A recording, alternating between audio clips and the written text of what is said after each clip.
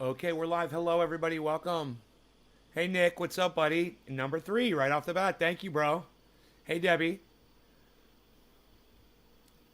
We're going to check out a couple of news stories here real quick. Might be pertinent. This is Stacey Abrams. Ugh, she's not easy to look at, I know. The CDC director saying the agency stands by its current guidance that masks should still be worn in schools. Dr. Michelle Walensky, citing high COVID infections in the United States, telling Reuters, quote, now is not the moment, end quote, to end school mask mandates. But this comes as the Democratic governors... Yeah, but all other countries are lifting all fucking restrictions. Yeah. Kind of hypocritical of all these motherfuckers, isn't it? I don't know. I'm just saying, just going to point that right out from the start here, guys. Good morning. Welcome to the show. Let's turn on the light, huh? Let's get a little light on the subject. Got an interesting story for you guys coming up, so stick around for that. All right. Of New Jersey, Delaware, Connecticut, and California. Enoch, Just Nick, yesterday, Trendy Orca, what's up, guys? Specific timelines to lift masking in the classroom mandates in their states. All of this is happening in a fraught situation. Masking in schools is a hot button political. That's how journalists say all. They go, all. All. Isn't that weird? It's fucking stupid. All. Like they think they're fucking some kind of special way they talk or something because they're a fucking journalist. Issue. Soledad O'Brien started that bullshit. And fucking everybody jumped on board. All of them think this. All of them. You guys want to hear say that again? The word is all, but listen to her say it. In a fraught situation, masking in schools, the classroom mandates in their states. All of this is happening in states. All of this is happening. All of this states. All of this is happening in a fraught situations. All of this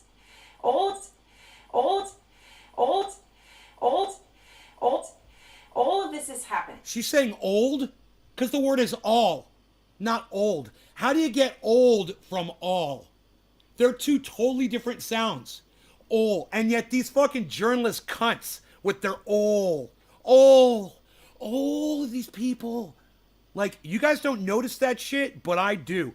They don't expect normal people to realize that. They want you to think that they've got some kind of special polish on the way they are. And that's one of the little things that they do is they say all instead of all. And they think that sets them apart from you, and they think that makes them sound important and smarter than you because they say all instead of all. Seriously. Now that I've pointed it out to you, you're going to be like, nay, I can't believe how many journalists actually talk like that. You're right. What do they learn that in journalist fucking cunt school? Yeah, I think that's what they teach them in the cunt school. They teach them how to say all like a bunch of dumb cunts. Yeah. And this does not apply to just women. It's men too. If I could just think of this one guy's name. I can't think of it. If I ever find him though, man. Oh God. In a fraught situation, masking in schools is a hot button political issue. Something my next right, guest, Enoch? Stacey Abrams knows well. Unreal. Recently being dramatic effect as Orca. Like puppets. Right. My favorite orcas arrived. Yeah, you guys are talking. Great. I love it. Right. Like, I don't try to finesse me. Like, don't try to finesse me with that cuck talk, right? Hey, Josh G. Holly Hornay, what is up? Maskless. Here come the notifications that I am live. The email notifications are finally going out. Telling people that I am live. And I got this other email. That doesn't make sense. I'm just going to delete it. Okay. I am notified on 1, 2, 3 channels that I am live, I believe. One more is probably going to come through. Anyway, look at Stacey Abrams sitting in around all these kids and she's not wearing a mask. Why doesn't she wear a mask? All those children have to wear masks.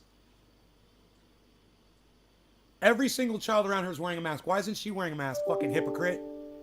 Fucking hypocrite. What a fucking hypocrite.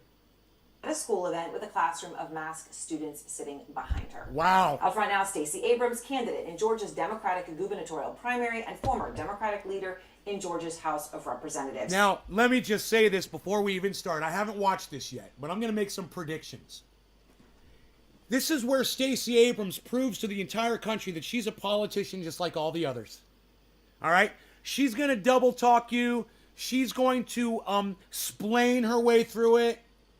You know, she's going to double down. There's no excuse for that photograph. She's wrong, and in my opinion, that's all that she can say at this point to me. Is I was wrong. I'm an idiot. I don't understand social distancing and wearing masks. I have a problem with basic understanding of basic concepts. And yet, please vote for me because I'm a fucking idiot. I need your vote, so fucking vote for me. Here I am showing you what a fucking ignorant idiot I am. Sitting in a whole school of kids refusing to wear a fucking mask so I can smile for the fucking camera. This is going to be really interesting, but all I'm going to say is this. You know, anytime I've ever been in here and I've said all politicians are shit, somebody always comes in here and they'll mention one politician. Oh, what about this one or what about that one? And I wouldn't be surprised if her name came up in one of those conversations. And I said, nope, bought just like the rest. I remember. Bought just like the rest. Bought, told to sit down and shut up, and she did. She did exactly as she was fucking bossed from the uppers. She's a piece of shit team player politician just like the rest of them. Now, like I said, I don't know what she's about to say here. I just have a feeling it's going to play into my narrative. And if it doesn't, okay, I'll get called out on it. But let's find out. I'm taking a little bit of a leap of faith here. That all politicians are shit. Let's find out. I'm really curious. I kind of want to do a bong hit. So, Leader Abrams, I appreciate your time. So, obviously, we've all seen the picture. We've all seen the coverage of the picture. Did you make a mistake by taking a photo maskless in the classroom when it appears that everyone else, including all the children, were wearing them? Yes. I will say this. I Good. went to read to kids for an African American read-in day. I approached the podium with my mask on. I followed the protocols. I told the kids I'm taking my mask off because I'm reading to kids who are listening remotely as well. And we were socially distanced. The kids were socially distanced from me. I told them No, they're that's what not. I was doing. And then the excitement after I finished, because it was No, you're not socially distanced. It's on camera, and you're a fuck. And now you're just going to lie to us and say that you were socially distanced from those children. No. You don't get to do that. She's a good liar. But she can't lie her way out of saying that she was socially distanced from those children. She's literally touching one of them.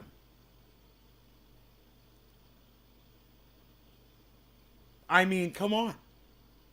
That's hilarious.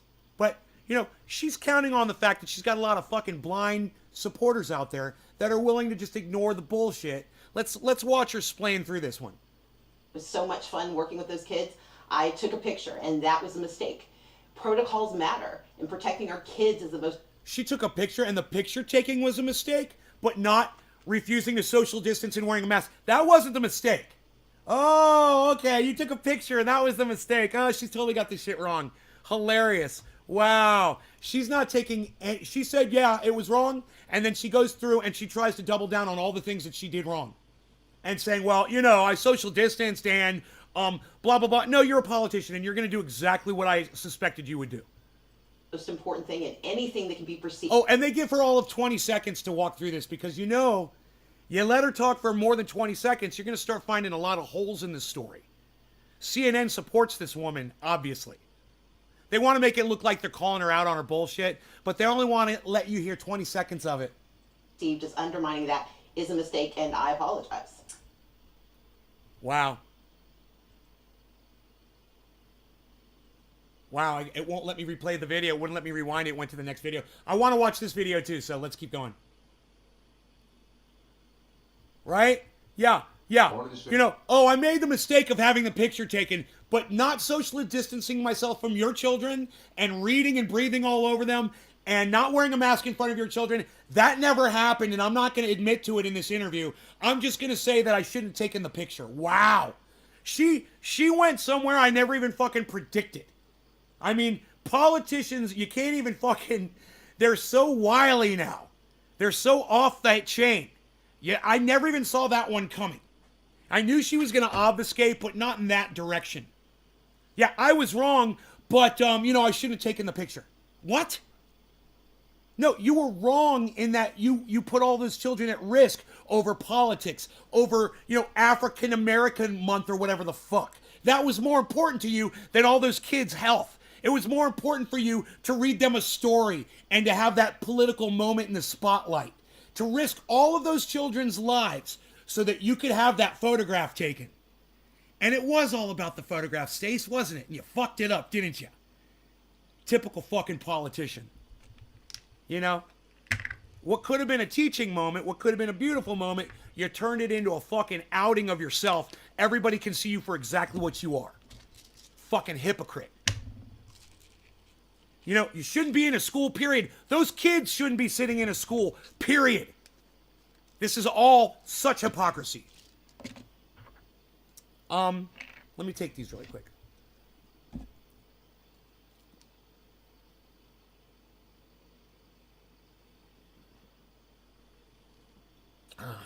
She lied real quick off the bat. I was surprised that she said she was wrong. I got to tell you, I give her credit for at least that. But that's the game. She knows she's got to go Joe Rogan on that. She's got to get in front of that shit immediately, right? She fucked up, and like Joe Rogan did, and Jimmy Dore, like when they say the N words were taken out of context. No, they weren't. The context is you're a white dude, you're on a podcast, and you're using the N word. That's the context, man. It doesn't matter what the sentence was you used the N word in, right? Just like this, the photograph not being taken, that's insignificant. The fact here is you were doing things you shouldn't have been doing. And you can't say that, oh, I got caught saying the N-word, out of context, just like you're saying, oh, yeah, a picture was taken of me while it was out of context because the picture didn't show me while I was social distancing and masking up. Yeah, isn't that funny? That's all the context we have is you sitting there with that stupid fucking dumb look on your face, possibly infecting other kids or you getting infected and spreading around to other people because you're not wearing your fucking mask. And hey, politicians, that moment that the cameras come out that they're about to take your picture, that's when your masks should be on, just to set that example. You're in a leadership position. I'm just saying, many times I've sat here at this desk and looked around for a mask, and I was sad I didn't have one. Of course, I don't need one. I sit here by myself. But I'm sad because every once in a while I want to put one on just to make a point. And I'm like, oh, I can't find a mask to put on. You'll see me searching around sometimes like that. It's an important visual. People should see me wearing a mask. People should see Stacey Abrams wearing a mask. People should see Joe Biden and Kamala Harris wearing a mask. They just should, because there's a lot of idiots out there, and that's all it takes for them to be convinced that it's an important thing. And, in this one case, it is important. It's like wearing your seatbelt. I put a tweet up. I wonder how many of you saw that about seatbelts. And I'm just going to go ahead and I'm going to pose this question to the chat right now. Let me refresh the chat since I don't have a chat number. I'm going to ask you guys. So let's say today all seatbelt mandates are lifted around the whole world. No more seatbelts. For whatever reason. Let's say one person died in an accident, they had their seatbelt on, and they're like, we don't need these anymore. You knowing what you know about seatbelts, give me a 1 in the chat if after the mandates are lifted and there's no more restrictions on seatbelts. Give me a 1 in the chat, like me. I'm sorry, I'm going to go ahead and I'm going to put my finger on the scale. I'm going to tell you how I am. If, like me, number 1, you'd go ahead and continue to wear your seatbelt when you drive your car. Nick says I'd still wear mine. Number 2, you won't wear the seatbelt at all. Fuck the government. If you're going to die in a car crash, you're going to die in a car crash. Whatever. And if your kids are going to die behind you, so be it. Fuck it. We're living free. 2, if you're going to refuse to wear your seatbelt because it's no longer a law. 3, if you're only going to put it on when you think, I'm going to get on the freeway, I think I'll wear my... I do this sometimes. If I'm going local, if I'm just going down the street to the store, truth be told, I won't put my seatbelt on. As soon as I start driving somewhere, like more than a mile from the home, it's automatic. I'm like, I'm on the road now, man. Seatbelt, click. Understand, my drive to the store is just down a little dirt road. It's nothing. I generally won't wear my seatbelt. Sometimes I will. Sometimes I won't. I make that choice. But my point is this. I know that seatbelt is going to save my life. If I have it on and my car goes over a cliff, and that could happen on my little dirt road, I'd go over a cliff too. And if I don't have that seatbelt on, I'm going to go out the window or fucking get killed. Right? And I know that. My question is, what's more important to you? You got 3 things to pick from, okay? Your freedom, your personal safety, or your peace of mind. What's the most important to you? Those are hard things to weigh, man, right? It's tough. It's a tough conversation to get into. Whatever you guys are feeling around that, I'm more than willing to entertain because it's a tricky conversation. And understand that while I will say I will still wear my seatbelt, even there's no restriction on it. Man, I get on that fucking freeway. I'm going up a freeway ramp. Man, that seatbelt's going on. For sure. I'm riding in my Rockster. Dude, the fucking seatbelt's going on. Because that's a dangerous vehicle to drive. You know? I make those decisions personally. It's okay. I don't mind there being a law to protect people to wear a seatbelt because I don't feel it's that restrictive. It's not going into my body and giving me a possibility that, you know, that I get some kind of a reaction like you could from the. But I have a friend who was wearing a seatbelt in a car accident. He would have gone right through that windshield and died. Had he went head on with the car. He was in a Honda. And he would have gone right through that windshield and he would have died if he didn't have that seatbelt on. Now, granted, the seatbelt sliced him across his belly. He's a big, big man. And he got cut like a sword. But it wasn't enough that he needed stitches or anything like that. He didn't get sliced open. He just got a big cut. And it saved his life. And I was thankful that he was wearing a seatbelt. You know?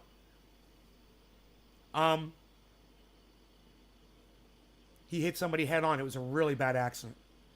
That was years ago. So I know. You know, I know that there are things out there that I will do whether the government tells me to do them or not. So when it comes down to all of the restrictions, I'm still going to follow most of them.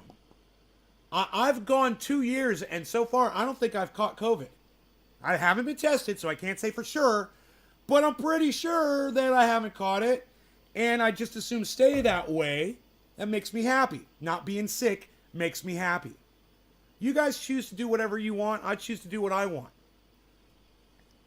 I think it's really important, though, that as governments start lifting these regulations, that you guys make that decision to keep wearing your seatbelts. It's on you. And if you have a family that can take care of you, if you're right next door to a fucking emergency room, or you own a fucking ambulance, and you can get there if you fucking start having breathing problems or whatever, good. Go exercise those freedoms all you want. Spread the disease around all you want. I support you in doing it. I do. I don't give a fuck. Because I know it's all about personal responsibility. And if somebody doesn't want you to get them sick, well, then they can stay the fuck home. They can wear a mask. They can stay 12, 20 fucking feet away from you. Yeah, 6 feet's bullshit. We all know that. Nobody wants to admit these things, except here, you're always going to get the truth. Yeah, particles, particulates, infection, it goes more than 6 feet. And I said that a long time ago on this show, just doing this. I'm like, I've seen sneezes go further. This is bullshit. That 6 foot rule, I was like, that's bullshit. It should be way further. Sure enough, the science comes out, it's 20, 25 feet. That's what the social distance should actually be. Yeah. And people are like, well, they did all these regulations and didn't do dick. Yeah, because they didn't do them strong enough, man. You weren't staying far enough away from each other. That was a problem. You were still putting your kids in school. They weren't even wearing masks while you were going to work wearing a mask. I couldn't believe the stupidity in this country. I was just watching it all like, wow, man. Wow. Wow. You know? And so glad to be away from it all. Jimmy Dore wants to run around and go do live shows. Ron Placone wants to go run around with Graham Elwood and do live shows. Go travel all over the world and do live shows. I'm sitting here, I mean, these are my friends. I can't really speak out too harshly against them for wanting to live their lives while they're still young and virile. At the same time, man, I got to shake my head and say, man, you guys are indoctrinated to believe that that's what you need to be doing with your lives. Oh, I have to be running around doing comedy, stand-up, or I'm not living. Okay, I get it. I've never done stand-up once in my life. I'm still here. I'm still surviving, man. I'm still alive, still breathing. I understand. You want to go run around. You want to drive your trucks. You want to deliver the food. You want to go to the grocery store. I get it. I totally get it now. Go do it. I'm just saying, wear the fucking seatbelts, guys. That's all I'm saying. All of you said you would keep wearing your seatbelts because we're not idiots. You know, there's this whole thing about motorcycle helmets. Back when I used to ride 20 years ago.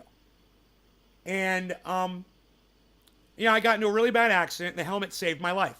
It was required at the time in the state of Florida that everyone that rode a motorcycle had to have a helmet on. Well, that fucking helmet saved my life. And for those of you who never saw the helmet, I've got it right here.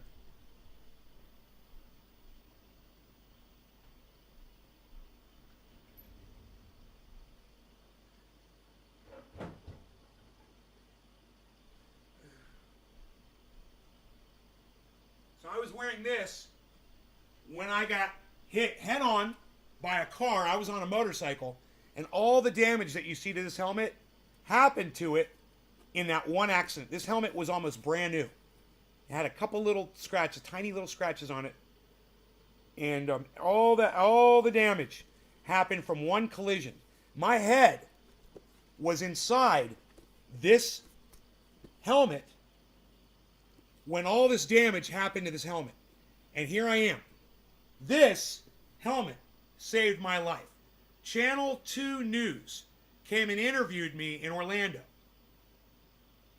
They interviewed me on my driveway. We had the helmet. We talked about what happened to me, how, I didn't remember the accident, and how I'd suffered this trauma, and the doctors were amazed that I survived.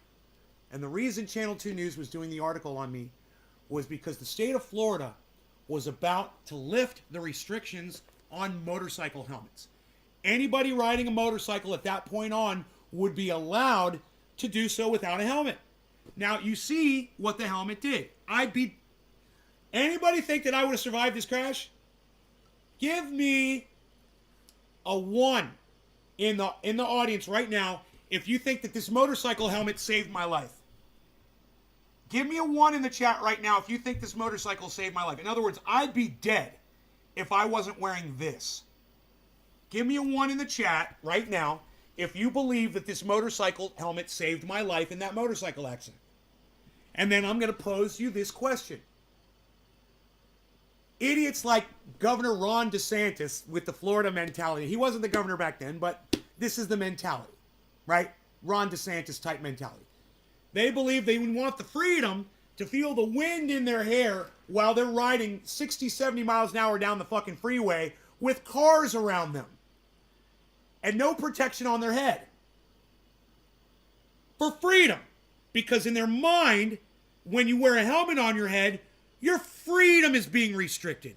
I say this, because there was a law that had me wearing this fucking helmet on my head and it saved my life, I'm still alive to practice my freedom. And check this out now. You want to hear the best part of the story? This is the kind of shit that I love. You guys aren't going to like this. So if you don't like when I celebrate the death of somebody, leave right now. Because I'm about to. The woman who led the charge against the state of Florida to lift the helmet restrictions got it done. Kudos to her. Great job. Great job, motorcycle lady. You're free now. Guess what happened to her? Not even 6 months later.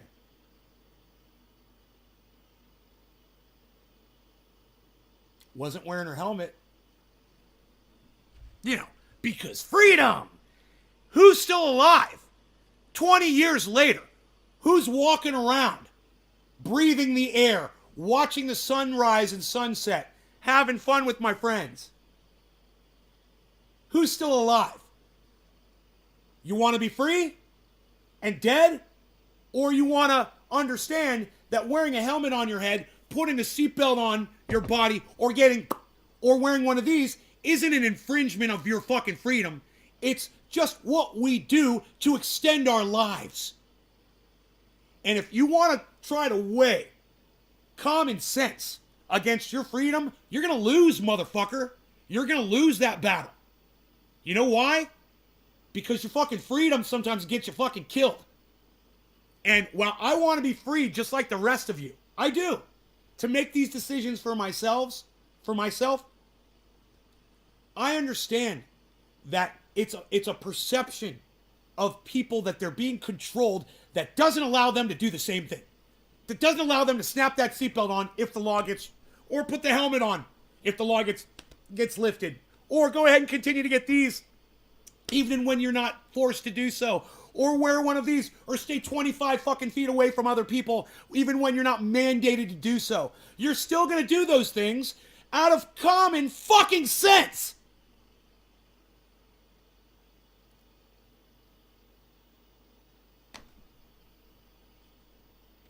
That's it.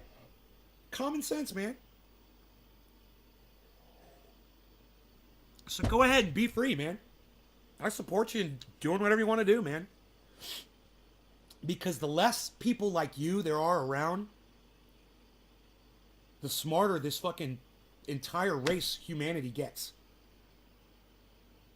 It's just it's a game of numbers. Hey, man, you play that freedom game. Play it all you want. Best of luck to you. You know, Miss fucking lift the goddamn helmet law, she's fucking dead. That's where her freedom got her. Because she wasn't just begging for it, she was living it, bro. She was fucking living it. And she got on the highway, and she got on a Harley, and she wasn't wearing a helmet, and somebody fucking hit her, and she fucking died. For all of her trouble was so she wouldn't wear a fucking hat on her head that could have saved her fucking life. You put the strap on your chest, it'll save your life.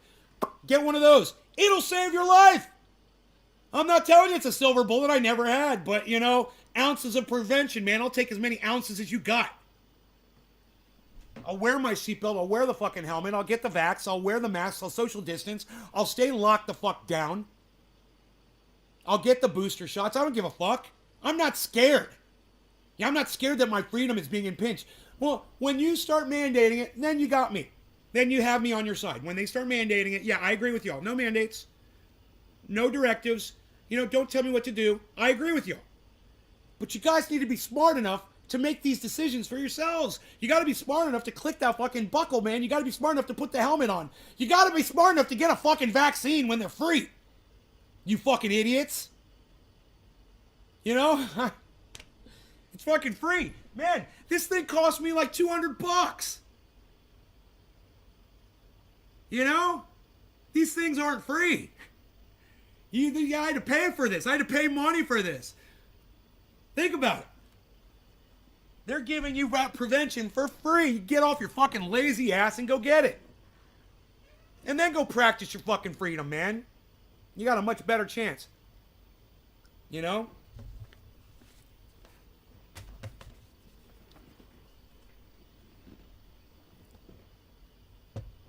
Fucking Jimmy Dore.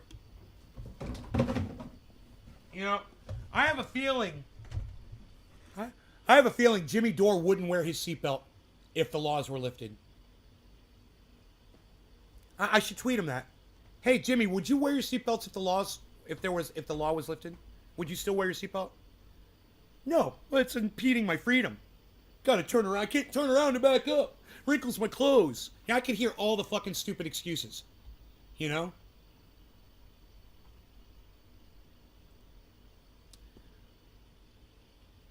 She could have been, right? Right? Let me read through some of these. Look at all the ones I got. Yeah. OG, thank you. Noopy, thank you. Steven, thank you. Nick, thank you. Holly, thank you. Sweet. Lou, thank you. Dave C, thank you. Aaron, thank you. All of you guys for playing ball with me and giving me the ones in the chat, for saying you believe as well. It's true, obviously. The helmet saved my life. My head could have never taken all of those collisions. Head on with a goddamn car at 120 miles an hour. Are you kidding me? Like a goddamn spear. My head was the tip of the spear. Okay? So if you didn't put a 1 in my audience and you heard me say that and you chose not to, I just want to tell you you're a stupid fucking cunt. Hill House Hobo. Thank you, buddy. Thank you. Enoch. No question the helmet saved your life, right? It's almost always chopper riders without the helmet. No. There's others too, man. There's guys on the speed bikes too, not wearing helmets. Jig time, Noopy. I didn't know that. No, I'm not dancing. Accident, bike wreck. America, fuck yeah. She could have been writing for 20 more years. Being in good health is the ultimate freedom. Bro, you'll be surprised how many people have no common sense. No. I'm not surprised at all, Enoch. I'm not surprised at all, bro. No surprise. I've learned. I've seen, you know, like that guy that came in yesterday that said, that Scott Hogan, I remember his name. He said that music executives produced music of rappers to put down the African American communities.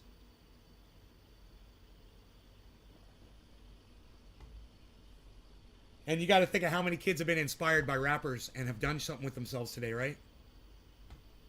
And you're like, wow, Scott Hogan, that doesn't make sense at all. Funny, right? Chance of prevention of death. And they call us sheep for following simple guidelines to life. But about 15% of the population isn't smart enough. 15%? Phew. Try 95%, bro. Are you kidding me, Lou? Dude. Maybe even 99%. How you going to practice your freedom if you're dead? I retweet. Nick, thank you. I retweeted the seatbelt tweet to Jimmy. Did you? Wow. Nick Brown, thank you, buddy. Thank you so much for that. Independent Left Eye News. Indy, what's up, buddy? Good morning.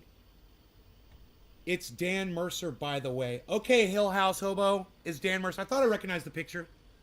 Holly Hornay says, hi, ILN. Independent Left News. Enoch says, what? Haha.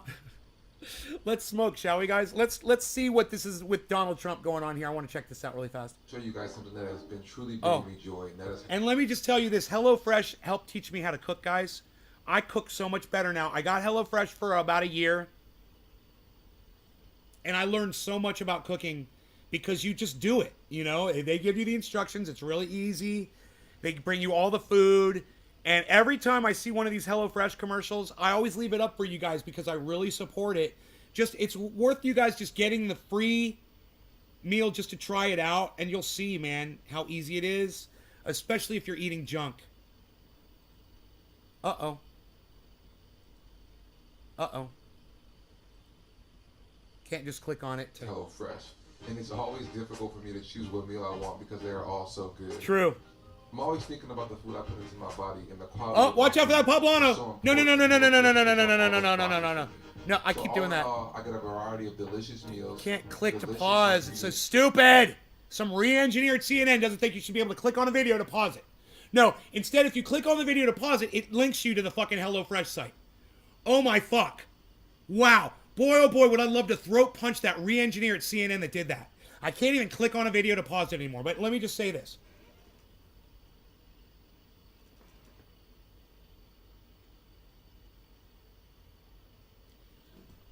Watch out for those fucking Poblano peppers.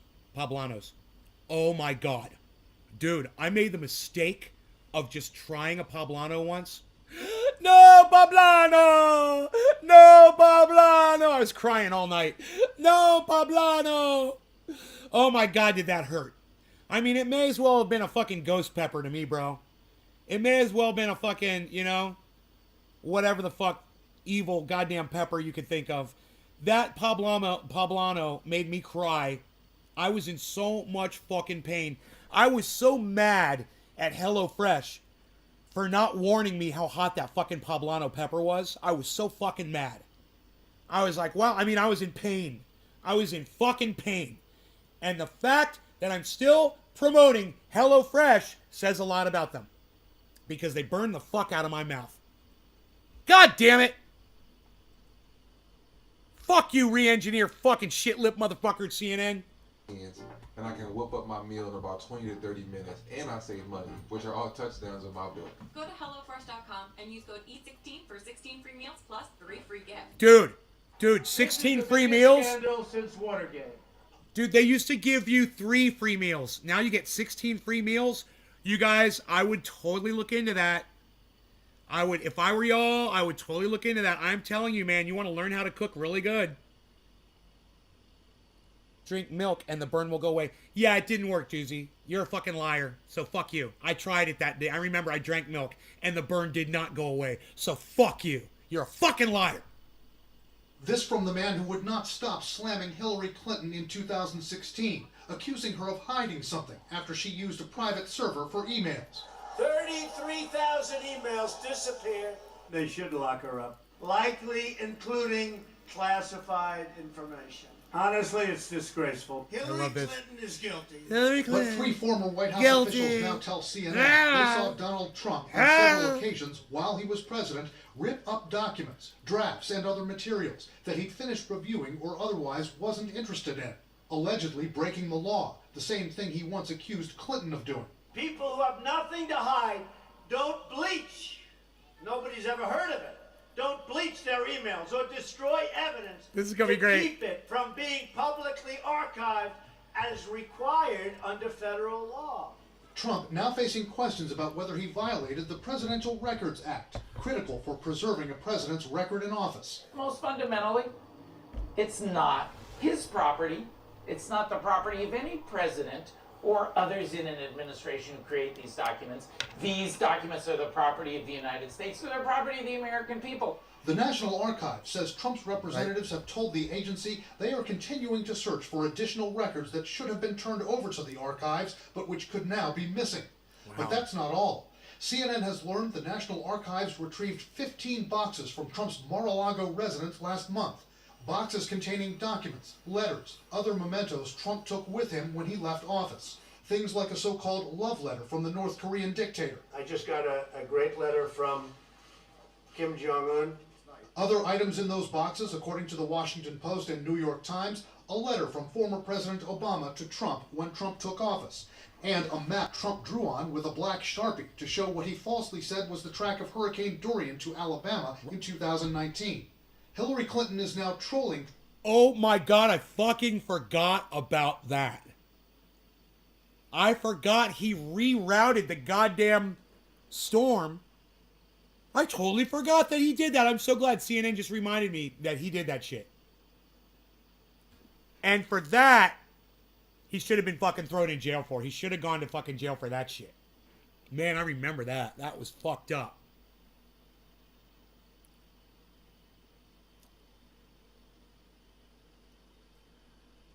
Trump's record keeping, or lack thereof, on Twitter, with this link to merchandise her PAC is selling, including a mug that Riley says, but her emails?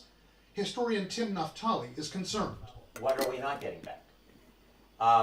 The fact that the president had a habit, and it's been documented, of tearing up records. Where were all of these people when Hillary Clinton was bleaching her fucking emails? You know, where were all these people that are mad about Trump doing it when Hillary Clinton was doing it? They were all silent. Oh, and now they got a problem with the politician that's fucking, that's deleting shit. Hilarious. Oh, the hypocrisy between these two parties. I just love the dynamic, actually. I love it. It's like they're fucking married. You know, it's like a marriage. Hilarious. How dare they? Raises the question, what got burned? What got shredded? Those are troubling. Contacted by CNN, a person close to Trump denied that anything to... Hey, America, maybe you give the President of the United States too much power. You know, maybe you let him fucking go unmonitored a little too long. You know, maybe you should have more eyes on him than what you do. Maybe you shouldn't trust the President of the United States, you know, so fully. I'm just saying. Various took place regarding the handling of documents and other materials. Okay, what's next? No law regarding... there's no law regarding this guy right here. We're going to listen to what he has to say about January, what happened on January 6th. Oh, we're going to listen to him. Mitch McConnell. Today I'm going to be cooking one of my HelloFresh meals. And of course, we have the recipe cards with the instructions on the back, which are very easy to follow. The recipes come in 2-person or 4-person options, and even if you live alone, I'd say the 2-person option is awesome because you can have leftovers, and I love leftovers. And here we have the final result. Oh my goodness, it looks so good. Go to HelloFresh.com and use code E16 for 16 free meals plus 3 free gifts. Senate Minority Leader Mitch McConnell offering his first comments about the RNC resolution that censured lawmakers Adam Kinzinger and Liz Cheney, and that resolution that called January 6th legitimate political discourse. Here it is. That the RNC should be in the business of picking and choosing Republicans who ought to be supported. Traditionally, the view of the National Party committees is that we support all members of our party, regardless of their positions on some issues. Do you have confidence in her, along with Daniels, chairman of the committee? I do, but the issue is whether or not the RNC should be sort of singling out members of our party who may have different views from the majority. Along with Daniels, chairman of the committee? The National Party committees is the picking and choosing. It called January 6th legitimate political discourse. Here it is. That the RNC should be in the business of picking and choosing Republicans who ought to be supported. Traditionally, the view of the National Party committees is that we support all members of our party, regardless of their positions on some issues. Do you have confidence in her, along with Daniels, chairman? God, he's hard to fucking listen to. I can't even go on with this story here. I can't even pay attention to what he's fucking saying. He is so fucking dry and fucked. I just have no interest. Look at the jugular on that guy. No, don't make me look at that, bro. Don't make me look at that.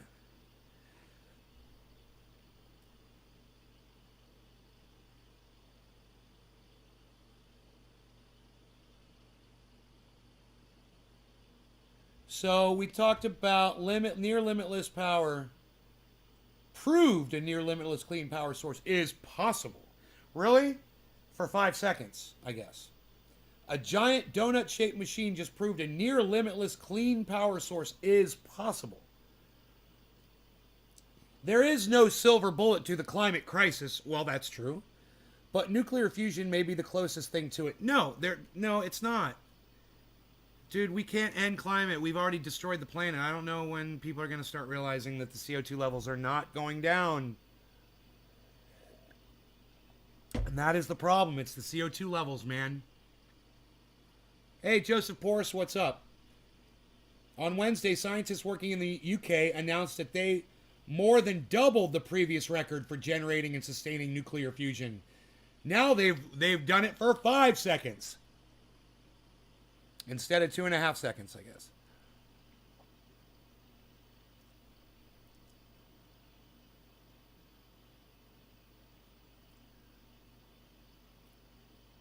So they were able to generate a record-breaking 59 megajoules of sustained fusion energy over 5 seconds. 5 seconds is the limit the machine can sustain the power before its magnets overheat. Here's my question. Why wouldn't you get fucking better magnets? I'm so confused about all that. I mean, if you guys knew that these magnets could only sustain this for 5 seconds, why aren't you fucking building the goddamn thing bigger? Is that the Bitcoin at the top of my screen? Yeah, it's under 44. We want that bitch back over 44 pronto, Tonto. You know what I'm saying? Yeah, that shit's got to go up, up, up. In my beautiful balloon. Bum, bum, bum, bum, bum, bum, bum. What? It's got to go up, up and away.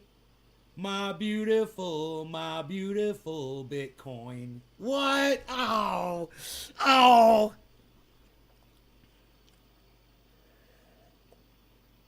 Joseph Porras is home relaxing. That's exactly what I'm doing, sir. That is the lockdown, my friend. That is the lockdown, home relaxing. Oh, yes, it is. My bad. I can see it now. Oh, here, let me make it bigger. I do have that power. Unlimited power. There we go. How's that? You like? We like it. Like I said, we want to see 44. Hey, how long till your replacement dish? I have not been given tracking, but I felt bad yesterday because after yesterday's show, I checked my email and fucking Starlink had emailed me, man, and they said, we're sending you the dish. We've charged your card, and it's going to be on its way.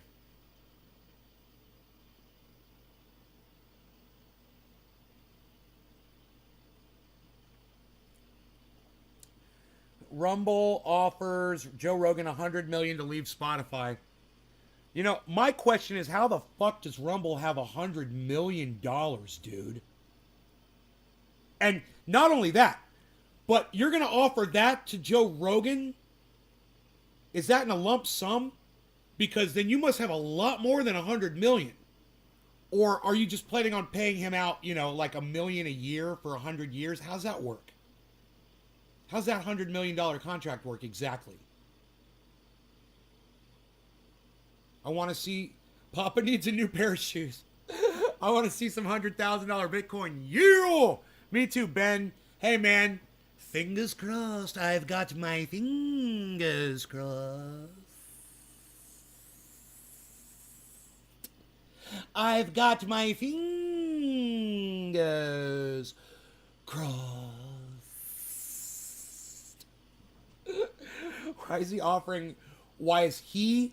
Why are they offering Rogan money? They want, it's Rumble.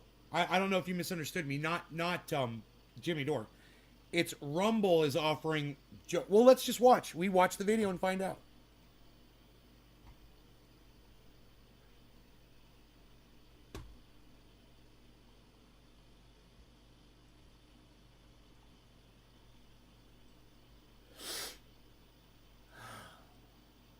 How do you make this full screen, man?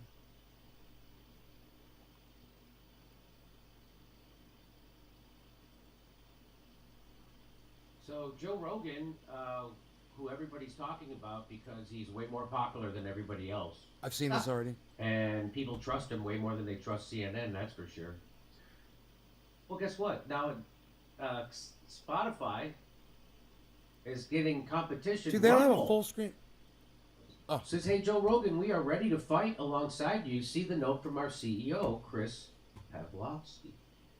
The note reads, the Joe Rogan Experience, Dear Joe, we stand with you, your guests, and your legion of fans in desire for real conversation.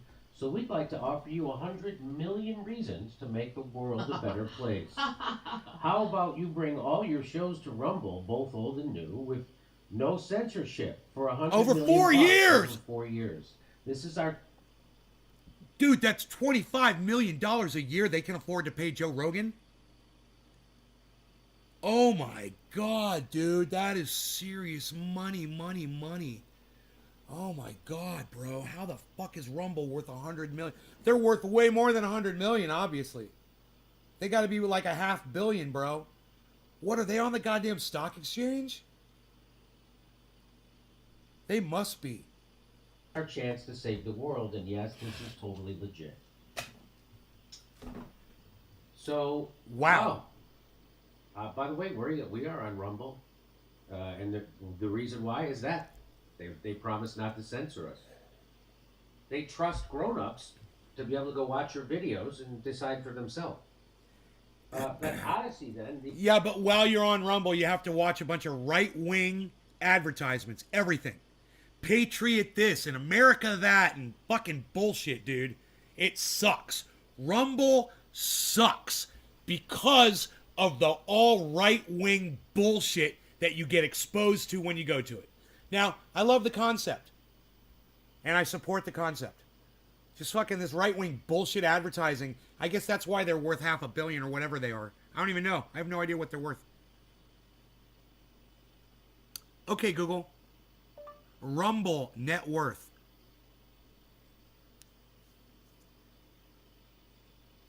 According to Wikipedia, Vance, the round values Rumble at around $500 million.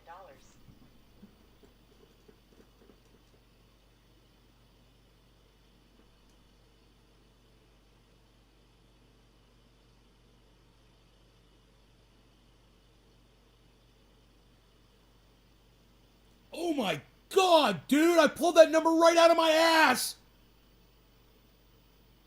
Do you love it? Do you guys love that shit? Come on, man. Even without the beard, I still get it. I'm still a fucking wizard. Holy shit. How the fuck did I do that? Oh my God.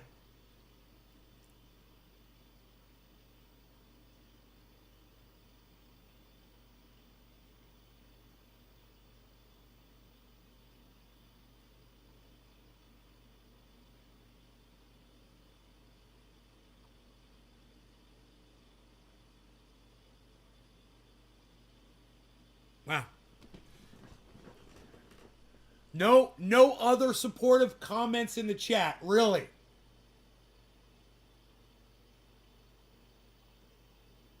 Not another goddamn fucking supportive fucking. Wow, man. I got all these people here. Nobody except for Nick is going to say just anything.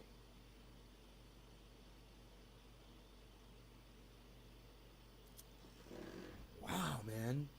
Oh, thanks, Steve Running. Yeah, it was a guess. Sorry I had to fucking pull it out of you to make you fucking type in my chat, bro. You know, that platform Odyssey, they made an offer. After Little late, guys. Don't worry. Don't bother now. Your Gus and legions of fans and desire for real conversation. So we'd like to offer you 100 gazillion reasons to make the world a better place. How about you bring all your shows to Odyssey, both old and new, with no censorship, including criticisms of Israel and Donald Trump, for 100 gazillion bucks over 4 years. This is our chance to save the world, and yes, this is totally legit and not just a marketing ploy for attention. Is that sarcastic? I guess so. The message of it. I'm guessing so. But there you go. So, again, Joe Rogan doesn't need Spotify.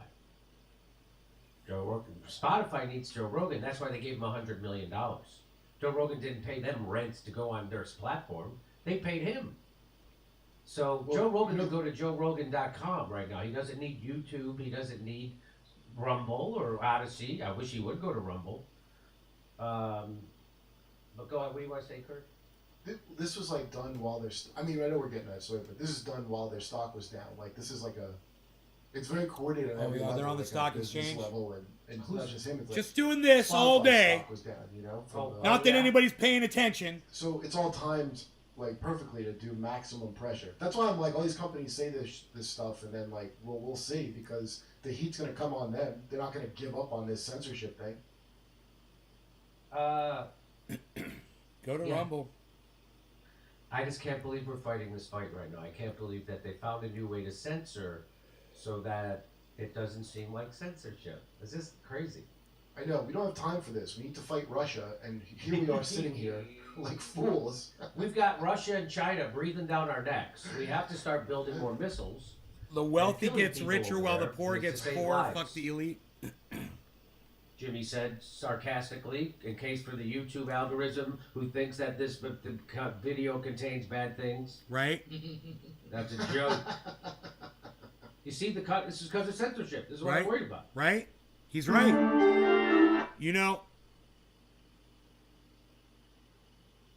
I'm here to tell you, dude, what's he got going on after this? That, you know, you have the wrong recording of another video playing and you're a misinformant. You know, the algorithm will get you. It's fucking psychotic. You're chasing coyotes away.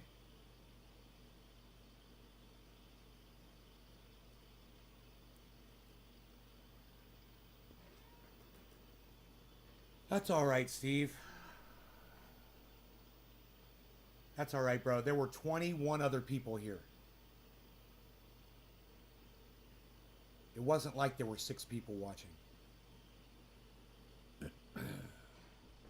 But that's all right.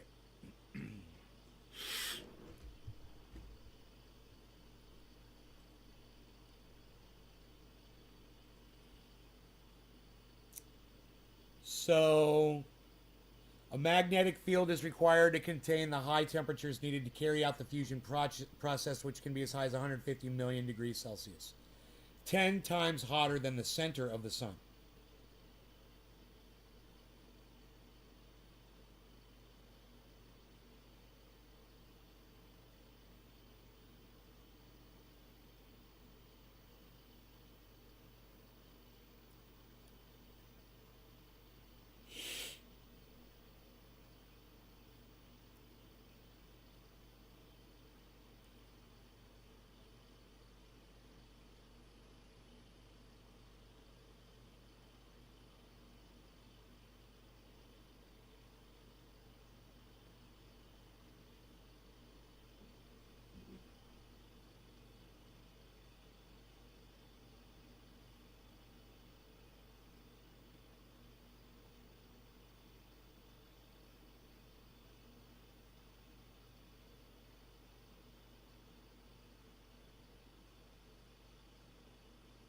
Well, what the experts are saying is that they've actually performed nuclear fusion successfully. That's what these scientists are saying. That this is the first successful proof that nuclear fusion is even possible.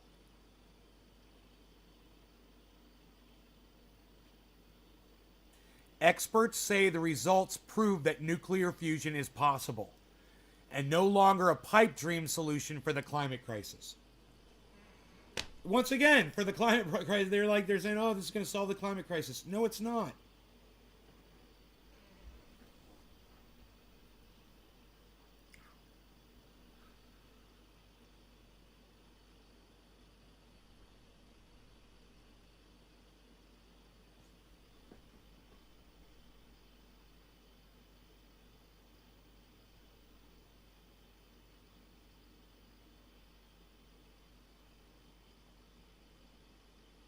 How dangerous is it, though? Could one of these things blow up? And if it did, how bad would the explosion be?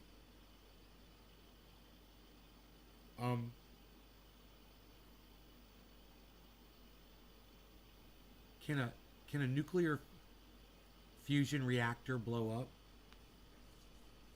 Okay, Google. Can a nuclear fusion reactor blow up? According to Quora, a fusion reactor will not explode. It uses plasma to generate heat and so can't explode. According to Quora, okay. It sounds good enough to me. Let's go with it. That's what Quora said, so let's do it.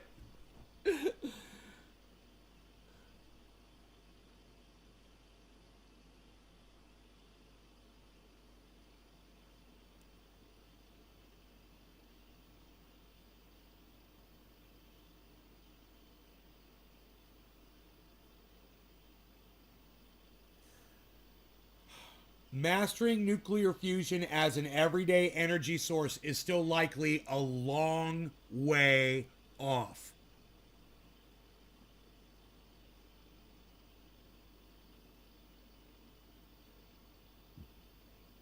All they can get is 5 seconds. They need to be able to do it for more than 5 seconds. That's what it said right there.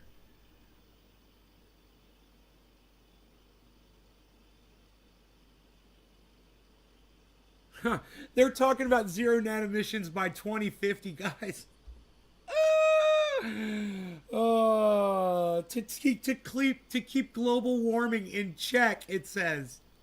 You know, because it's going to slow down by 2050. Yeah, it's going to start cooling. You know, because the earth warms and it cools. It's going to cool again.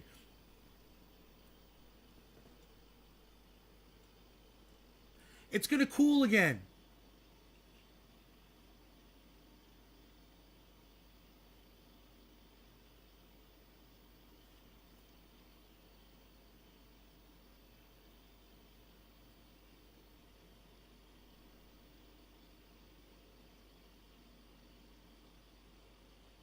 They said that the machine experienced so much heat during that experiment that they'll never be able to use it again. It's ruined.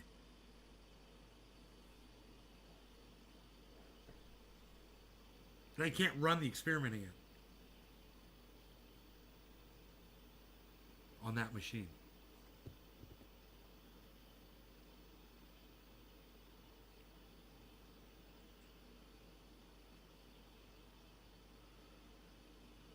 Now they got one that's 80% built. God, this sounds like a fucking movie. And they figure they're going to begin nuclear fusion sometime in 2025 or 26. Hey, Docky Hollandaise, what's up, buddy? The damage is irreversible. So much we've taken from our Earth. She's on her last leg. Yeah. It's going to cool again, but we'll all be dead by God. Yeah, it'll cool long after mankind is gone, bro. Yep. That's for sure. Yeah, the Earth will cool again, I'm sure. Oh, I'm gonna go fucking into a goddamn ice cube before it fucking melts and starts all over again.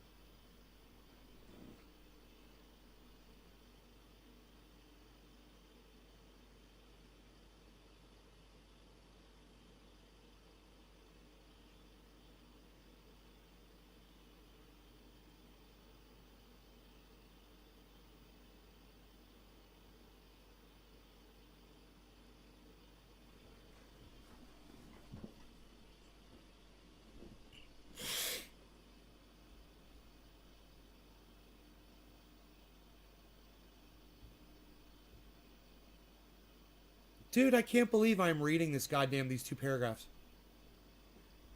I am so shocked, but what I just read that I have to put it up on... This is typical CNN reporting, though.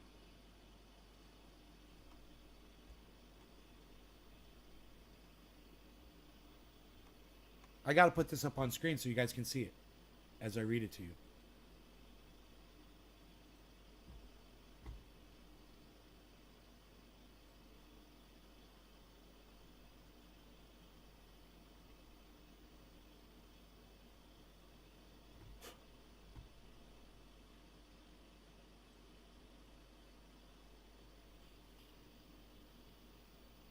The most recent report from Intergovernmental Panel on Climate Change, IPCC, on the latest science shows that the world must nearly halve its greenhouse gas emissions this decade and reach zero net emissions by 2050 to keep global warming in check. That means making a rapid transition away from fossil fuels like coal, oil, and gas. Man, I wish Guy McPherson was here. Oh, look, Sweet Lou mentioned Guy McPherson in the chat. The only reason the biosphere hasn't warmed even faster is because the aerosol masking effects, says Guy McPherson. Right? Let's keep going. Those actions are required to have any hope of containing warming to 1.5 degrees Celsius above pre-industrial levels, seen as a threshold to substantially worsening climate impacts according to the IPCC. Hope? Really? All we gotta do? That's all we gotta do? All we gotta do is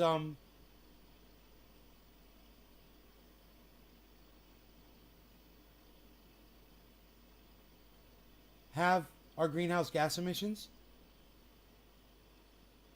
this decade. That's all we got to do. We're going to have our greenhouse gas emissions this decade, and that's going to save the planet.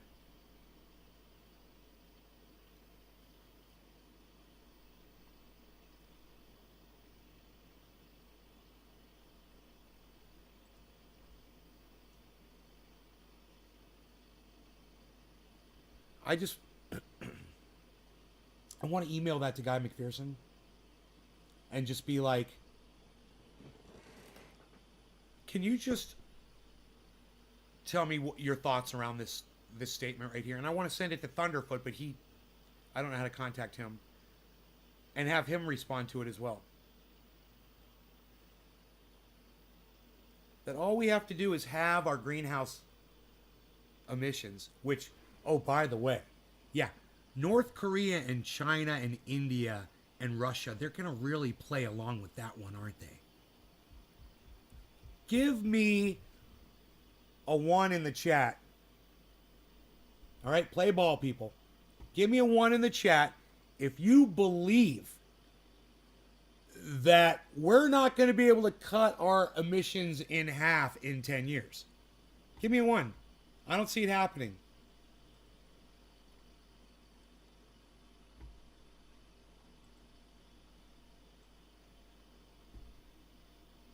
That's it right there.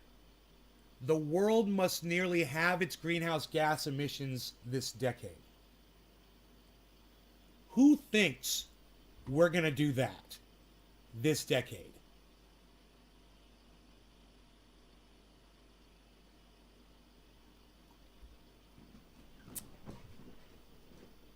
Give me a 2 in the chat if you believe that we're going extinct and there ain't nothing we can do to stop it. I know that's a hard one. Human race is going extinct and we don't have control over stopping it. Not right now. I mean, there could be some genius that's being born right now that figures the whole thing out, man. And you know, I wouldn't know that. But as of right now, are we at number 2? We're going extinct, aren't we? We're checking out.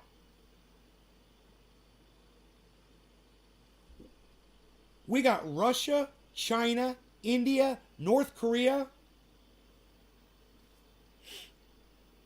We got the Amazon burning. You know, we got a fucking volcano or 2. How about that? How about more fires in California? Do you guys see us having our CO2 emissions? I mean, how much CO2 did the California fires produce? Okay, Google. How much CO2 did the California fires produce in 2019? Just pick a date. Showing pictures that match. Oh, CO2 level graphs. Whoa. Off the chart CO2 levels. Whoa. Dude. You don't want to see this. I don't even want to show it to you because it's so fucking bad. I'm not even going to show it to you guys. You guys are right. All of you that hit number 2 are correct. We're going extinct. We're checking out. We're not going to stop these fires. We've got PG&E setting them off. You know, as soon as we put one out, fucking PG&E is setting off another one. Are you kidding me? They're murderers. And they're not going to be happy until they murder the entire fucking planet. It's a psychosis. And we don't see it.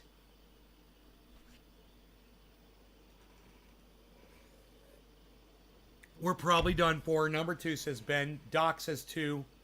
Permafrost melting and methane releasing in the Arctic. Capitalism's based entirely on endless growth.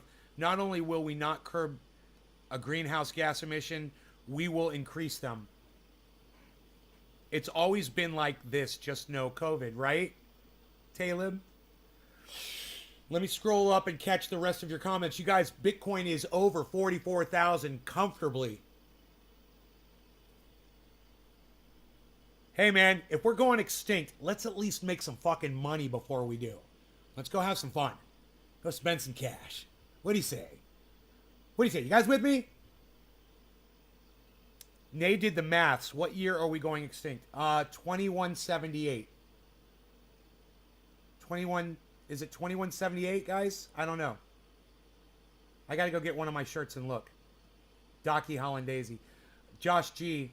Most people won't be able to afford to switch to zero-emission vehicles. China won't do shit, says Noopy.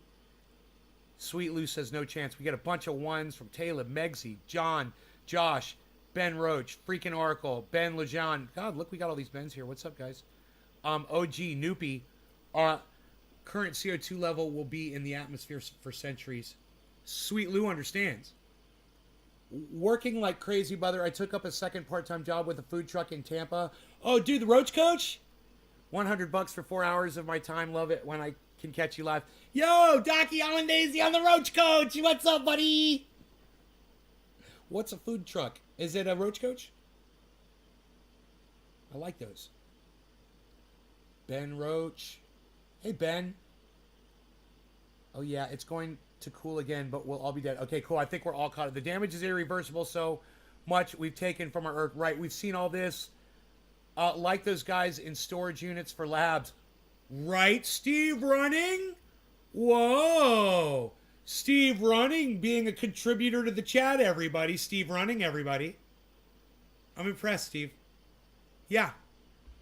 Like those guys that I showed you on this show, guys who are doing this kind of research, and because our government doesn't want to fund it, they're literally working out of fucking storage unit laboratories. I didn't think any of you guys were going to remember that. I didn't bother to fucking bring it up. But Steve Running remembered it. And it's true.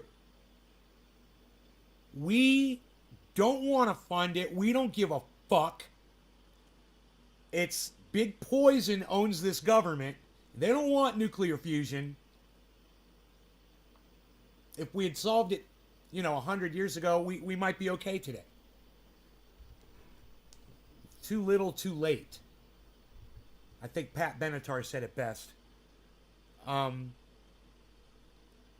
Yeah, Steve. Show support, play ball. Yeah, you guys are playing ball. I love it. Okay, cool. We're all caught up on the chat. Now we're getting spam. Yeah, 2178. That looks right.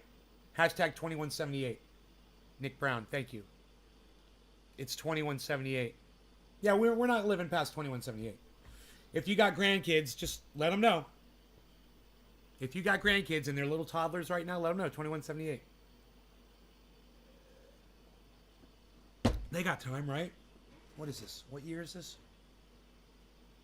Yeah, they'll make it. Your grandkids will be fine. Tell your grandkids to not have children. All right? Tell your grandkids to not have kids. It's okay if you've already had them. Even if you have a kid right now. Even if you're getting pregnant tomorrow and you have a kid in 9 months, you're fine. 2178, right? How many years away is that? What he says, like 150 years? What was it? What year is this? 20. What year is this? 20. I don't even know what year it is. 2022? Is that the year? 2022? Is that the year? Is it 2022? What year is this? I don't even know. Yeah, 2022. Minus 2178. You got 156 years. Your grandkids are going to be fine. Tell your grandkids to not have children. All right? That's all. So I was wrong, I guess, a little bit. And things are going to be pretty bad, though, for your grandkids. I'm just saying. It's as everything starts decaying. I mean, we can't live past that point. We can't survive past 2178, period. So understand that getting there is going to be a rough ride. And it's going to get rougher and rougher. And if you're alive in 2100, and your grandkids are going to be alive in 2100, right? Most of them will be dead. But some of them might still be alive. Let's go back. 2090, 2080. All right? It's going to be really bad. And then the next 78 years, 88 years after that, it's going to be a fucking nightmare as everyone dies. That's the way it's going to go down. And what sucks about this guy is literally on this podcast an hour ago or less, I just pulled out of thin air the value of Rumble, a company that I didn't even know if they were on the fucking stock exchange or not. To the dollar bill. I nailed their net worth. So, you might take the 2178 figure a little bit more seriously than you have been if you hadn't in the past, just considering what I just did around the Rumble estimation. I just blew myself away on that one. I mean, most of y'all were ignoring me or too butthurt to give me any credit for it. Whatever. Or you're just ignoring the goddamn show. That's fine. 2 of you were watching. 3 of you were watching. And that was cool. Thank you guys. Nick Brown, Enoch, and Steve Running, was it? Johnny Come Lately? Thank you guys. The 3 of you. You guys saw. So, based on the way I just do this on this show every fucking day and get shit right because I'm an older guy and I've been around and I'm starting to fucking pay attention to shit, I'd be pretty fucking concerned about my 2178 figure if I was y'all. I'd start taking me a lot more seriously. You know, back when I came up with that number 2178 2 years ago, or whenever the fuck it was, you know, maybe I wasn't so sure about it or whatever. This article's a fucking joke. You know, the world must nearly halve its greenhouse gas emissions this decade. Dude, we would have had to do that 50 years ago. Not this decade. What is it? It's going to be every decade. It's going to be this decade. Oh, we got to do it this decade. Oh, we've only got 1 year left. Oh, we've only got 5 years left before we can't do anything else. No, man. That's the indoctrinated. That's people indoctrinated with survival in their brains. They can't see themselves dying. They can't see their own deaths. They can't see it coming down the pike. You know? They never see it fucking coming, man. Even the scientists don't see it coming. The scientists can't even admit it. We can't reverse this, guys. You have no control over Russia, India, China, North Korea, the fires in Northern California. You can't shut any of that down. And it's going to get worse every year. It's going to get hotter every year. Are you watching the goddamn charts? You scientists are idiots. And these circular energy people, you know, we're going to have circular energy. You know, and even the nuclear fusion people. How much time are they wasting on that? They should be digging goddamn caves. You know, they should be figuring out a way to make their lives last longer. With what's coming, like I said, the last 100 years of humanity. It ain't going to be easy for people, man. It's not going to be like it is for us right now. I still got fucking heat in my home. I've got power. Imagine not having anything. That's where folks are going to be, man. And we can deny this shit till the cows come home. But I'm just telling you, man, I fucking just pulled out the goddamn value of Rumble out of thin air. Based on the fact that they just offered Joe Rogan $100 million. Dude, I didn't have a lot to go on. But that's how I do facts. You give me some facts, and then I'll fucking stir it up in my little pot, and I'll give you perfection. The estimations, they're so fucking dead on this show. I'm always getting that shit right. Always. It scares the fuck out of me. I wish I was wrong about some shit. You know, some of the shit that matters the most, like humanity going extinct. Dude, everyone's still in fucking denial about that. I can't fucking believe it. I'm not a doomsday guy. I got a lot to live for, man.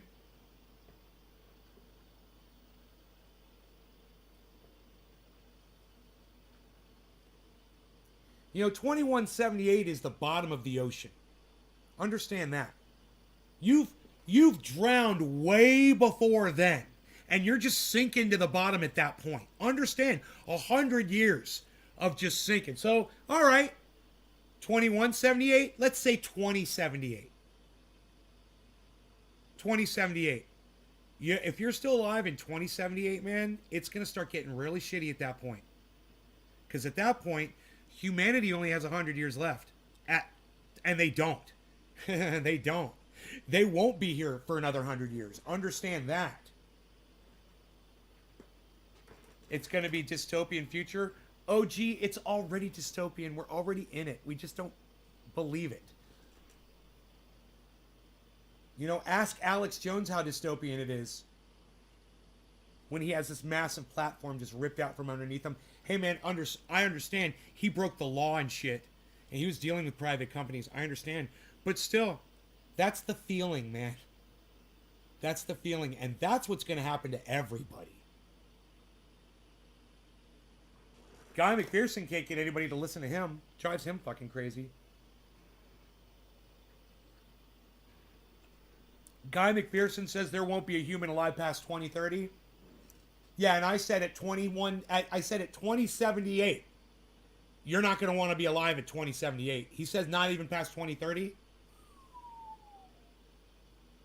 So I'm 48 years off from a fucking scientist's estimation. My estimation is 48 years off.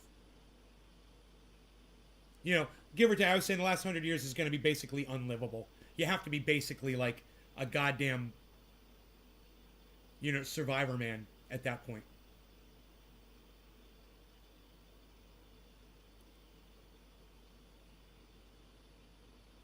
And there will be those.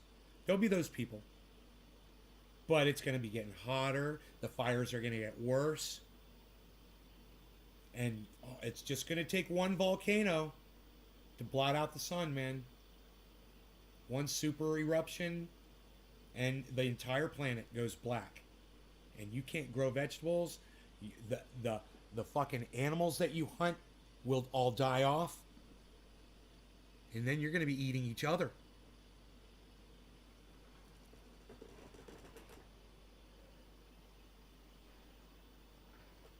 Yay. So fun. Let's dance a jig now. It's the end of the world as we know it. You guys want to see the fire CO2 output chart?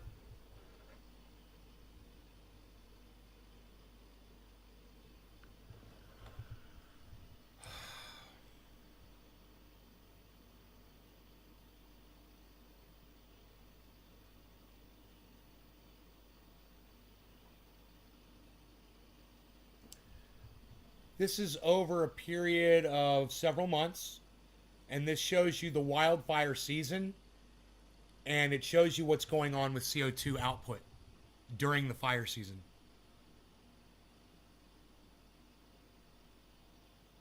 That's fucking CO2 emissions for just for California fires.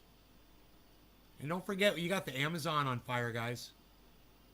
You got fires all over the world burning. And this was 2003 to 2007 to 2017 averages.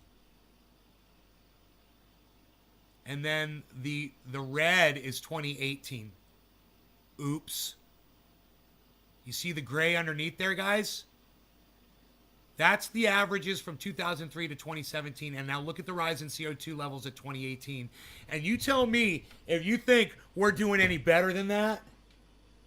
2019, 2020, 2021, and now 2022. Wait till fire season. Oh, that's right. We're in a perpetual fire season now, aren't we? The fires just don't stop. We got fires burning all over the place. They never went out. Okay, Google. How many wildfires are currently burning around the world today? Here are some results. On Earth, something is always burning. Active fires.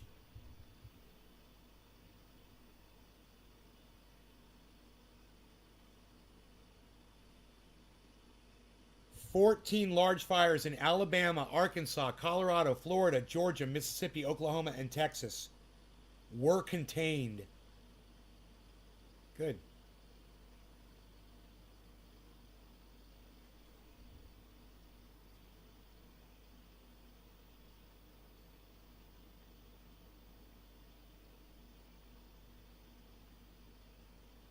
There's fires burning all over the goddamn, you know, and we want to deny that that's happening. You want to talk about CO2 levels? We have to cut our emissions. Everybody's got to go circular and green and drive an electric car. And then that's going to save us because the fires... Oh, that's right. There's fires that are still burning. They create a lot more CO2 than the gas-powered cars do, don't they? Oh, man. Global fire map doesn't look good, man.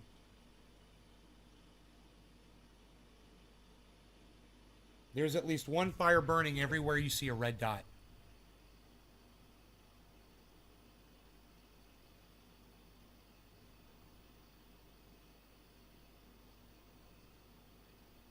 Are you fucking kidding me, guys? How much CO2 is all that producing?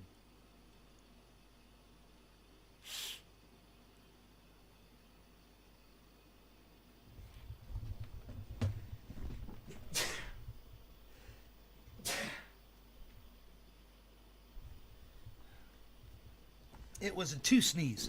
I had a 2 sneeze. Hey, man, we're still high above 44, guys. That's good. It's bouncing up above 44. We got to stay above 44 and then go up from there, so hopefully it will. We've got an upward trend in the market. That's good, too. Nate gets it, folks. Thank you, Lou. Thank you. You know, I try to get it, and I try to get through to some of y'all. But there's really nothing. There's nothing we can really do. So it's like, yeah, you listen to what I have to say, and nod along, and give me some support in the chat. Yes, get more people here, have fun, get high with me, right? And just make the best, out of your current situation, whatever it is. Try to find your happiness. Now, I put up a tweet yesterday on Twitter, and it's a picture of my Beazle laying right there on the couch with the sun just hitting him right in the face. And I said, find your ray of sunshine and soak it in. I'd like to have a t-shirt with that and a picture of him. That's it. It's it. Right now, it's really all you can do, man. Whatever makes you happy, find your fucking happiness and do it. Because there's really not much else you have in life except your own happiness and making other people happy too. And you should. Go out of your way to make other people happy too. And bring that ray of sunshine to as many people as you can. Because it's all we got. We don't have a future, guys. We've got a future as long as your grandkids are going to be alive. Until the year 2078, roughly, give or take. And what is this, 2022? So 58 years, man, of good times. We got 58 years of good times. And then it's goddamn Mad Max. And bro, in the next 58 years, I don't think America's going to survive for the next 58 years. I don't. I think there's going to be a political collapse in this country. I think there's going to be a complete shutdown of the grid. And we're going to be, in the next 58 years, at some point, we're going to be facing something even more horrifying to us than just going extinct. Yeah, more terrifying than that. And that is complete chaos on the planet. You don't have the protection of anybody anymore. It's every person for themselves. See how that works out. That's the next 58 years. That's what we have to look forward to. Some of us are going to be alive.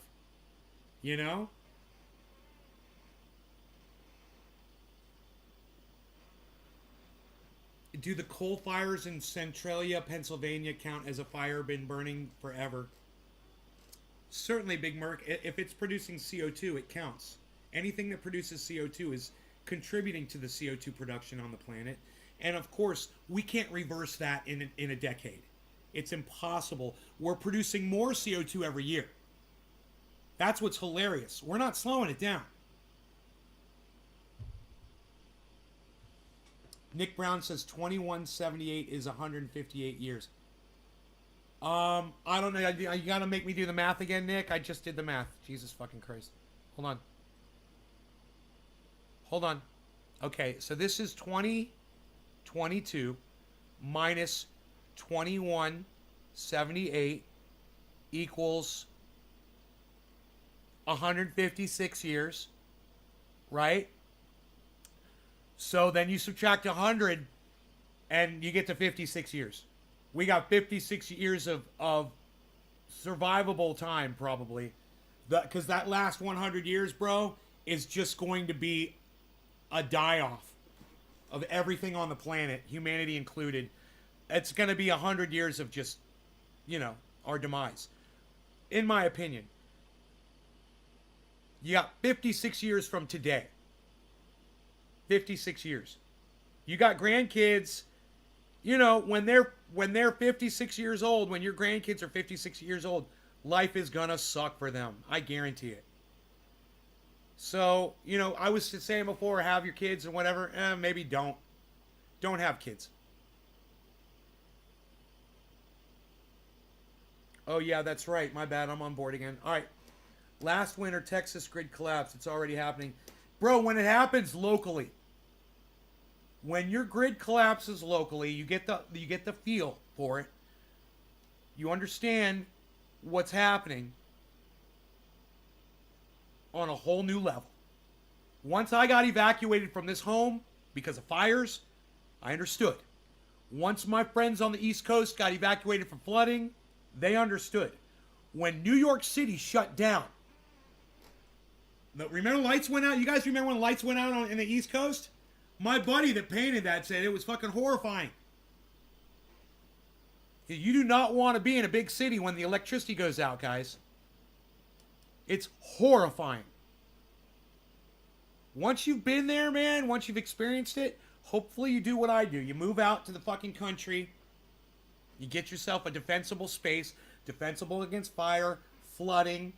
Unfortunately for me, not earthquakes so much. Hurricanes, tornadoes. You got to think about all that shit. Get up high. Get your water. Get your power. Solar. And start living. Supporting yourself. Because they're forcing y'all to send your kids to school where they might get sick. And before, when your kids had to go to school, the worst they were going to come home with was the flu.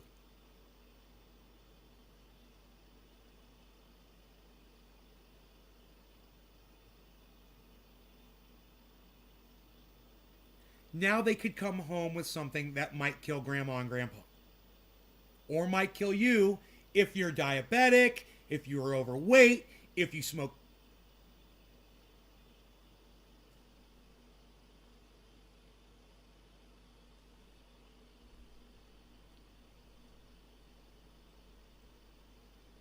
If you're diabetic, if you're overweight, if you smoke cigarettes, if you don't exercise regularly, if you can't exercise regularly, right? It might not be your fucking fault. But a little child could come into your home, infect you with something that could kill you. They want you to send your kids to these schools. Think about that. You want to talk about dystopian. To me, that's a fucking nightmare. That's a horror show. That's a fucking horror show. Your kids have to go here. And when they do, they could get shot by a fucking mass murderer. They could get... That was my biggest problem with schools before. You're sending your... Remember what I used to say about schools? They're fucking target. They're fucking, open season on your child. For anybody that's got a weapon and wants to kill kids. And you're going to send your kid there. You're going to stand your child out next to the road at a bus stop so they can get run over by some drunk driver that's coming home from a hard night the night before. And so you're going to stand your children right next to the fucking roadway at a fucking bus stop. You're going to send your kids to a school. You'll put your fucking precious money in a bank protected by an armed guard, but you won't get armed guards for your schools, for your own children, because that's how little you really care about your kids. Oh, until one of your kids dies, and then you get to be on the news and cry about it and tell everybody how much that dear precious life really meant to you. God, that child meant so much. Not enough for you to do something about getting armed guards at the schools. Or enforcing this goddamn Zoom schooling, which I think is genius. And if your child can't learn via computer, you guys are doing it wrong.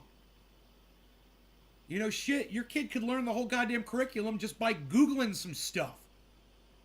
I learn something every day with this fucking smartphone. Why aren't your kids? Why aren't you? You know, educate them. Sit them down. Go watch a Professor Dave Explains video and have your kid watch it. Wow, my child just learned science. You know? Do you do that? Do you see something like a history video on YouTube and you're like, that's really interesting. My kid could learn about the Revolutionary War, or, you know, how America slaughtered 80 million natives when we first got here.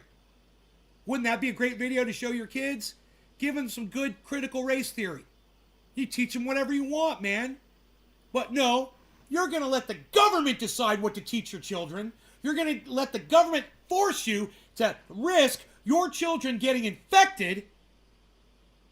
Dude, this is fucking dystopia, bro. Welcome. We're the United States of fucking dystopia, bro. We're here. You know, and if you don't see it like I see it, I'm sorry, man. I don't know what to tell you. I try to convince you guys about it. You know, I get passionate about it. I scream, I yell, I spit, I slobber out the side of my mouth. It's embarrassing. But I try to get you guys to listen. You know, that's all.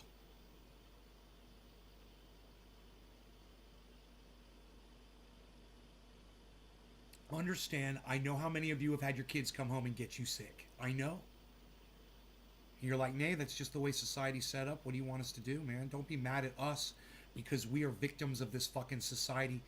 I don't want you to feel like you're victimized. I want you to get more people here to listen to this fucking show. To hear the words. More people. That's what I want. I don't want to make you feel guilty. I want you to understand the situation you're in, though. Wouldn't it be great if you could fucking admit it? Say, yeah, nay, that is my situation. I have to send my kids to this school. I hate it. But you're right. It's wrong. It's dystopian as fuck. And nay, when I hear you explain it, it makes so much more sense than when I hear a school official tell me that I'm going to get in trouble when I send my kids there. If I don't send my children to school. Thank you, Doc. Thank you, Nick. Hey, Dom.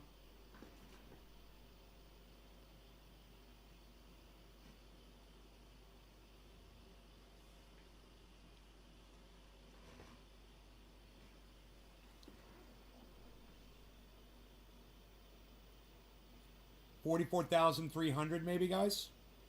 We are way above that 100. That is good. It's got a long ways to travel, but it is traveling. Here, look at this, guys. It is traveling straight up right now. Look at that incline.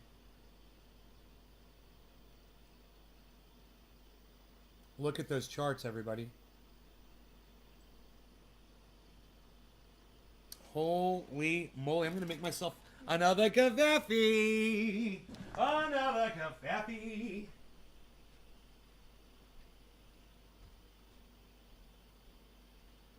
Another cavappi. We're going to do it right now.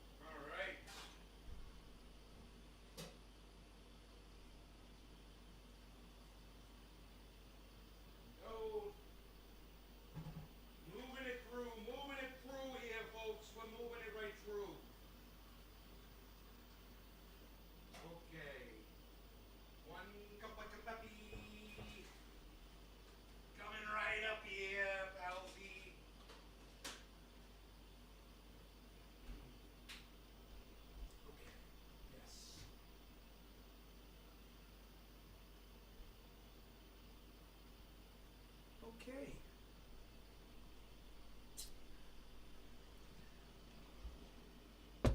All right. All right. You have the best interest for the audience. I hear you, brother. The only way to fix it is with population control, including livestock and innovation. The beaches are eroding big time. Are they, Dave? Keep speaking truth, Nate. I, for one, appreciate it. Dave, are they getting closer to where the hotels are? I do use Google with my daughter. Are they having to build up seawalls, bro? My daughter, I kept my daughter home last year and was told by child safety. I see an entire United States just completely surrounded by this giant fucking seawall. You know, dumbass Donald Trump was building a stupid fucking border wall across the goddamn desert. And we could have been taking all of those resources instead and building walls around where there's infrastructure on the coasts. And preserving, you know, land with those walls instead of fucking blocking off the goddamn country from Mexico, you know? Was told by child safety I can and will take her if she's not attending, so she'll have to return to school. Makes me mad. So we both had symptoms prior to school returning back. Doctor said looks like we're positive but are negative now but still have symptoms. Child safety. Yeah, you still got symptoms? That sucks. Fuck. You know? That's a bitch. That is a fucking bitch, man. Let's smoke. It's bad news.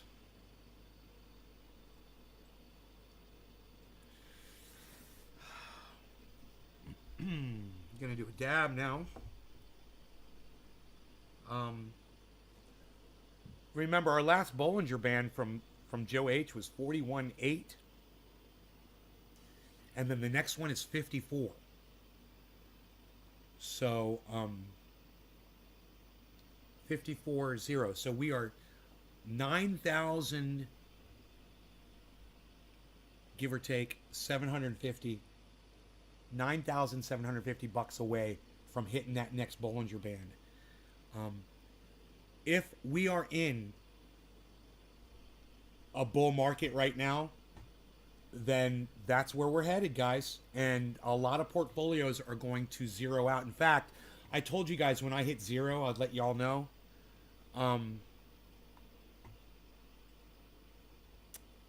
Last I checked, I think I was at 6.9 negative percent.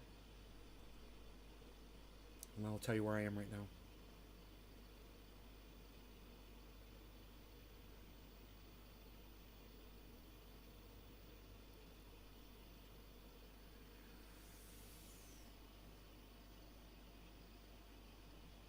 .1 negative percent.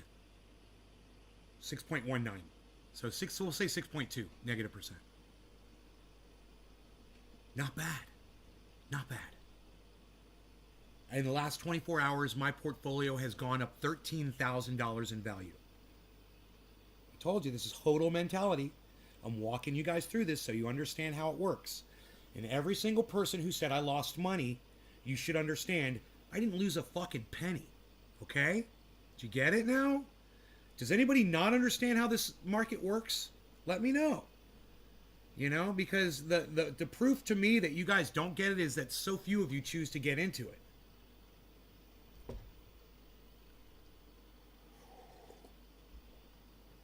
My mother doesn't get it. My sister doesn't get it. So you're in really good company, man. You're like family to me. Understand that. Understand it. I'm not mad at you. You know, even my cousin's husband who owns Bitcoin doesn't get it. He doesn't even get it. The guy that runs my company for me, he doesn't get it. He doesn't get crypto at all. He thinks it's a big fucking scam.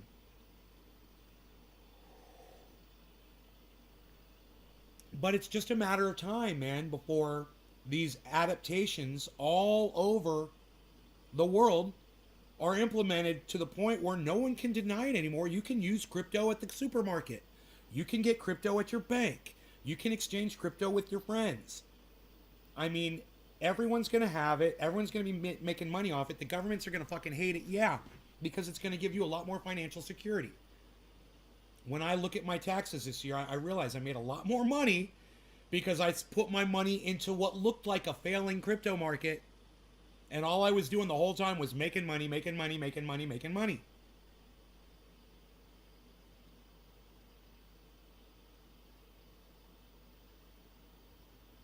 What are you waiting for? You're going to be so sad if Bitcoin hits 100,000, man. You're going to be so sad. Imagine if it hits $1 million. You're going to be like, man, I could have put $10 in that motherfucker. Like Nay said, I should have just put $10 in it.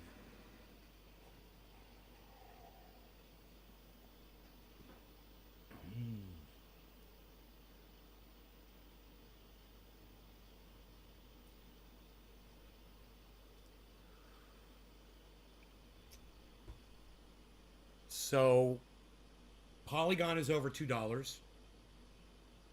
Cardano is $1.21. Synthetics is $5.64 and still rising.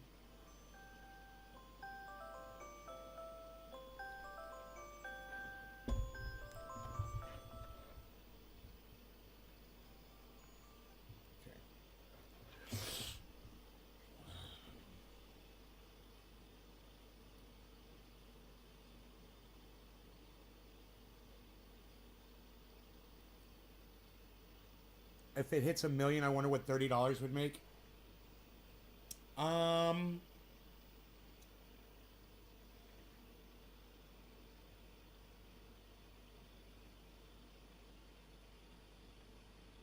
The way to figure that out would be to say, let's just go with $50,000. Okay, let's say Bitcoin's at $50,000. That's 1/20th. So you would multiply $30 times 20, and you would have what, $500? So your $30 would be $500. Did you think it would be more, Nick? Sorry to disappoint you, bro. You only had a tiny little fraction of it, you know? So you can't really benefit off of the bottom of the hour. Cheers, Batman Blue Jaws. Give me a second. I'm ready. I just got to heat.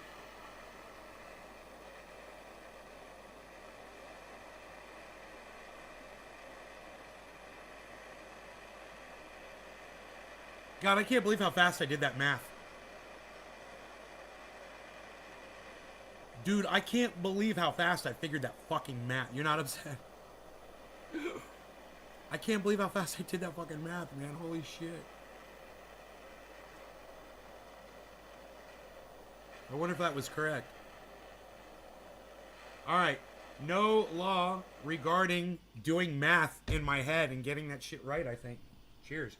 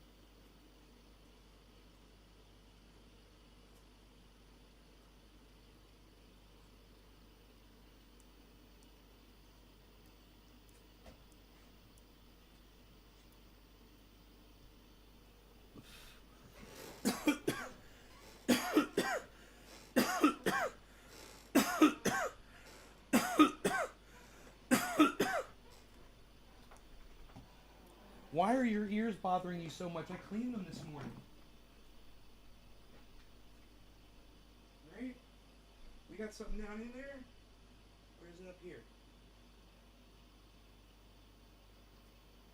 Is that it?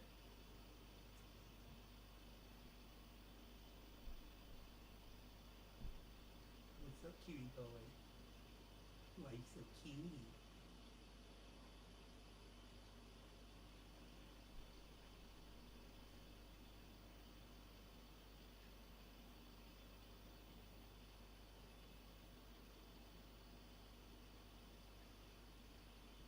You good? I hope so. It's hard to tell. He's right. My Beazle. He's hard to see.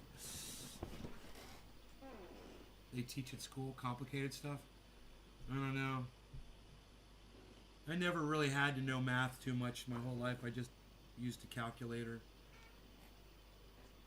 for, you know, the important things. But I've never been really good at that. And, you know, it costs me money because I'm not good with math. It does. It costs me money. I make mistakes all the time. I see numbers backwards. You know, I misread them. I forget them, or I just miscalculate, you know? Get the math wrong. It's one thing, man. So I'll just stick to anything but math, and I'm pretty good with just about everything else, you know? Good thing math only involves, you know, a little bit of life. You don't really have to deal with it all. Not complicated math, at least. You can get through life without mathing. The earth is round. I'm good on that. I believe that shit.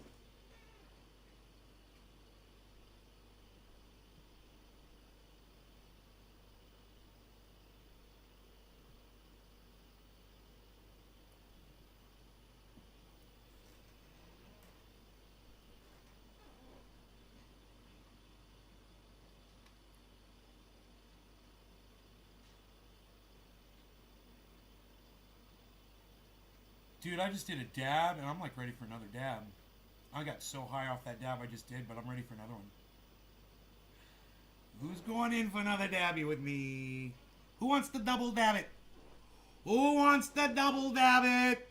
We're double dabbing. Who is that guy? Somebody's like, "Nay, that's my uncle, bro. You totally..." Somebody came in the other day. He's like, "When you talk like that, you talk like my entire family."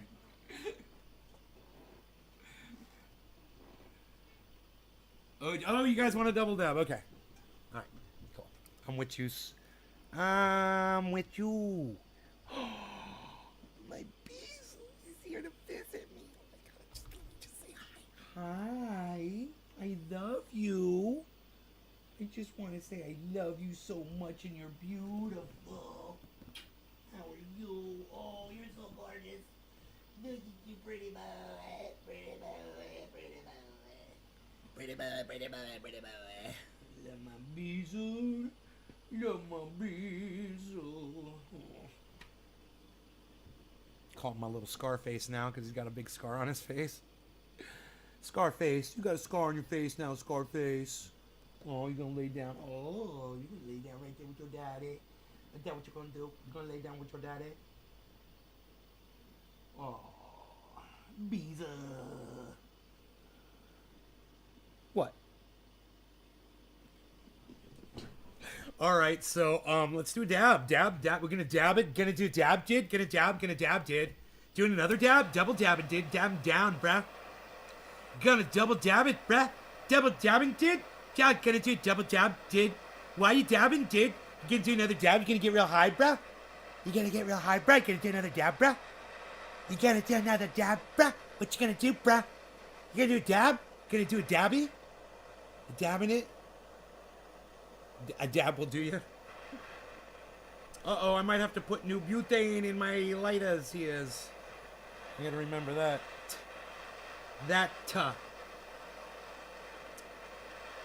Alright, there we go. No law regarding funny voices. Cheers.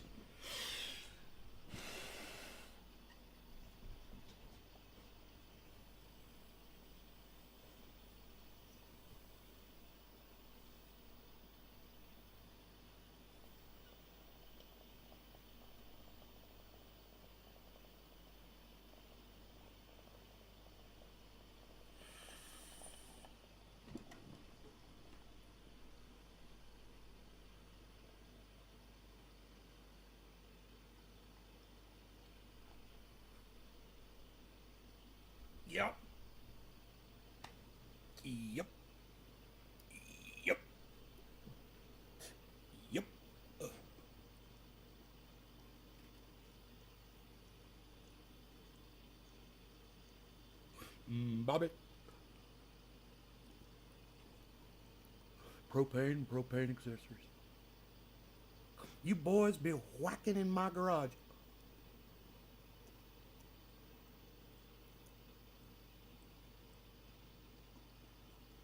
I want a fry, a large pie, and a large coffee.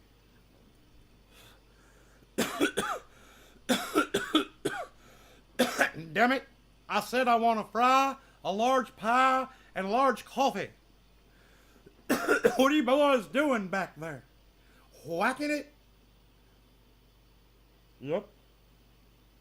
Yep. Yep.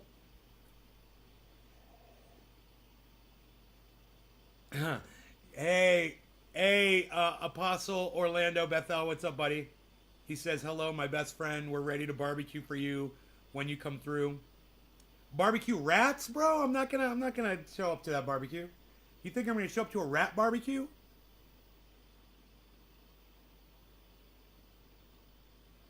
I don't eat rat, bro. Not consciously. I mean, I wouldn't be surprised if I have in the past unknowingly. Like the rest of you probably have. You know, anybody who eats fast food or meats, processed anything. Guarantee you we've all had a little rat in our diets. I guarantee it. I'm just not going out of my way to fucking barbecue one up and eat a whole goddamn rat. Chicken for me? Yeah, I saw there was the chicken on the grill, right? There was a chicken sitting on that grill. Barbecue's your favorite? Barbecue chicken's your favorite? I want a Big Mac, a large fry, and a cherry pie. An apple pie. Look at Bitcoin, guys. It's back over 200. Maybe going up, down, maybe not. We don't know. We're gonna look. We're gonna watch it. We're watching this thing. You guys want to see the entire internet? I said the entire internet, the entire crypto chart here. Check it out. I said the entire internet. I'm so fucking high right now and stupid. VRA is at 3 cents, a solid 3 cents. So I'm making money somewhere. Merit Circle is at $3.20. So Merit Circle just exploded. Merit Circle just exploded from 278 to 321, everybody. Shiba Inu is still at 336. Elon. XRP. Oh my god, XRP is at 90 cents, everybody. Holy fucking shit. XRP just shot way the fuck up. XRP, it's 24 hours ago was 80 cents, but even a couple days it was down by at like 65 cents. And it's really come way up. AVAX is back down under 100 at 91. That's interesting. What's up with AVAX? What's up with AVAX? Wasn't AVAX like over 100? I don't know. I might be confusing it with another one.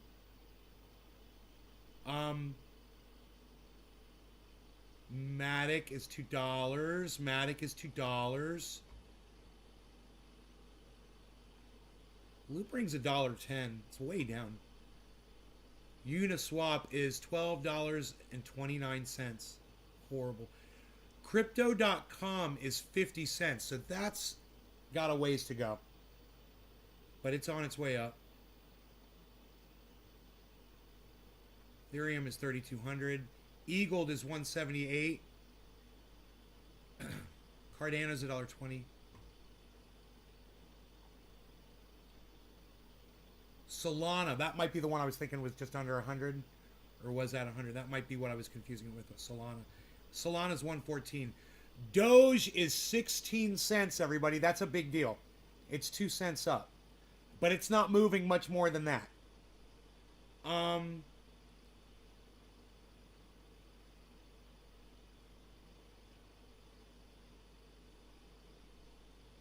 Binance is moving up. That's good because I hold some of that. Overland. $1.83. So, Saitama at the very top at 3. Every time I look at Saitama, it says 3. But VRA is exciting, guys. VRA is it's 3 cents. 3.034 cents. Yo, mods, post my message. What the fuck? Mr. Blue. Huh? Baba Blue Draws, what are you trying to say, bro? Rat and a maggot plus a few spiders.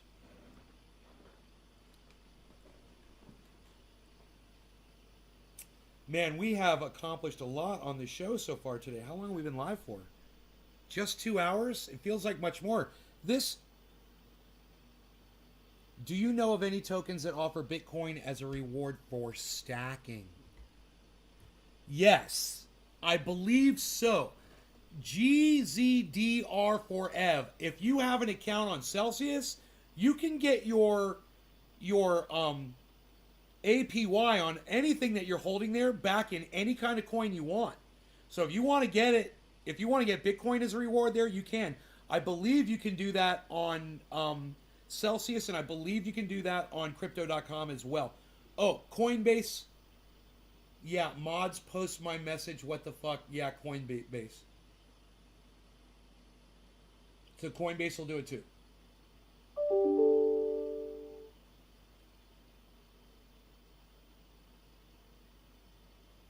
So Coinbase will do it too.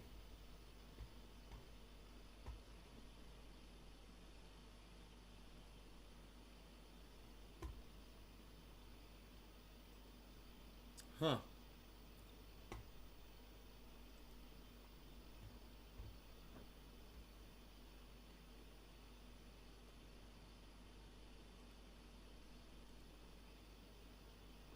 PG&E is posting on the local internet as if they're they're part of the community, and then they block responses, so you can't respond to them and say you guys are fucking murderers, because I told them that last time they did that shit on Facebook.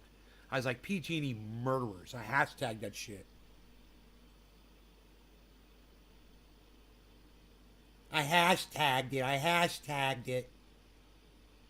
Yeah, I hashtagged it.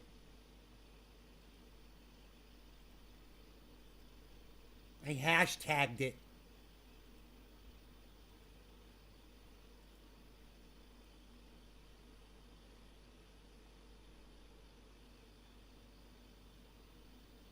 Dude, I sent these guys a fucking nasty ass letter.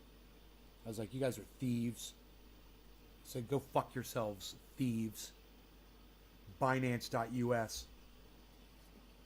They won't allow me to fucking swap my crypto out or send it to another address. All I can do is cash it out into my bank.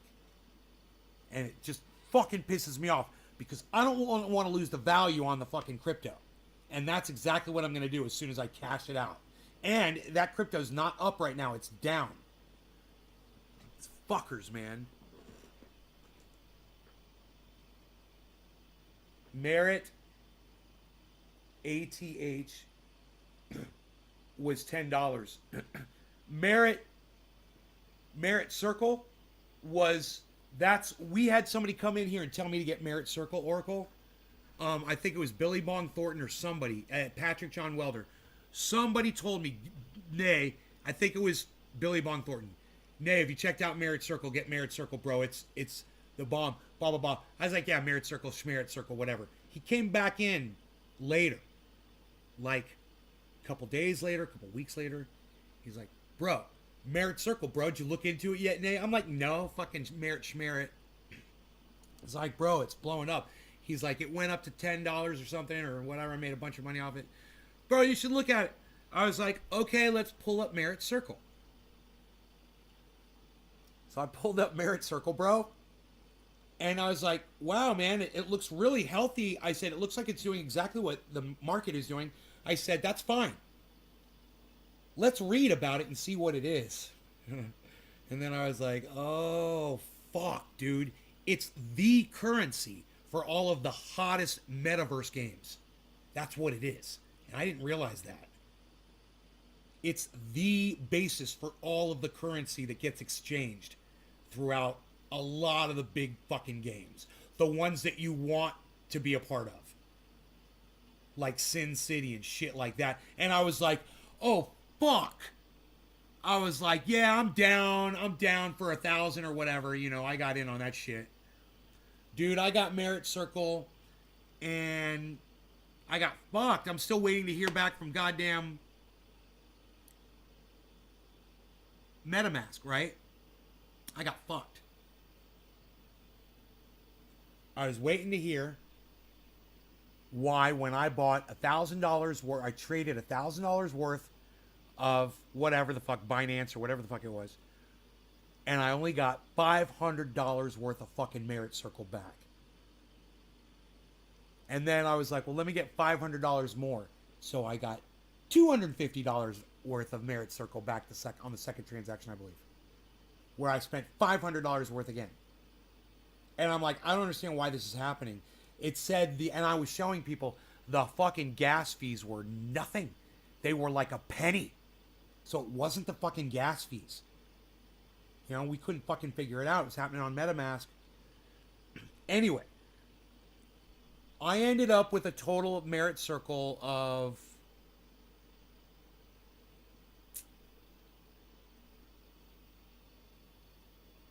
$309 coins. Merit Circle coins. And my average buy-in on them was $225.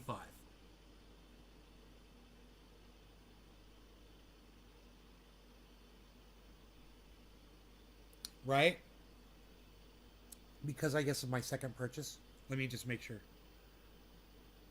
Because I thought I got it at $1.95, $1.94, something like that. No, I never got Merit Circle any cheaper than $220. I got it at $220. That was $500 worth. Then I got it at $2.38. It was going up, and that was $200 worth. With 13-cent fees. That's what the fees were, 13 cents, not a penny. It was 13 cents. So I spent I spent $700, right? That is now worth $1,000. It's gone up 42%, guys. My Merit Circle since I purchased it. I just bought that based on one of y'all coming in here and telling me, "Nah, you should look at that. You just made me fucking $300, bro. You literally just made me fucking $300."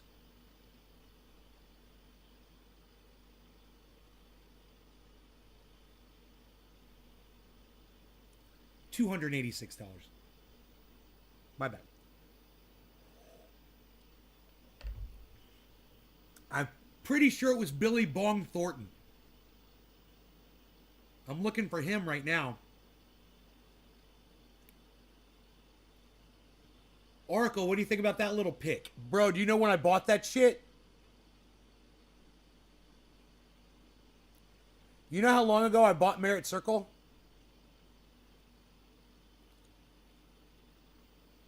The first, bro,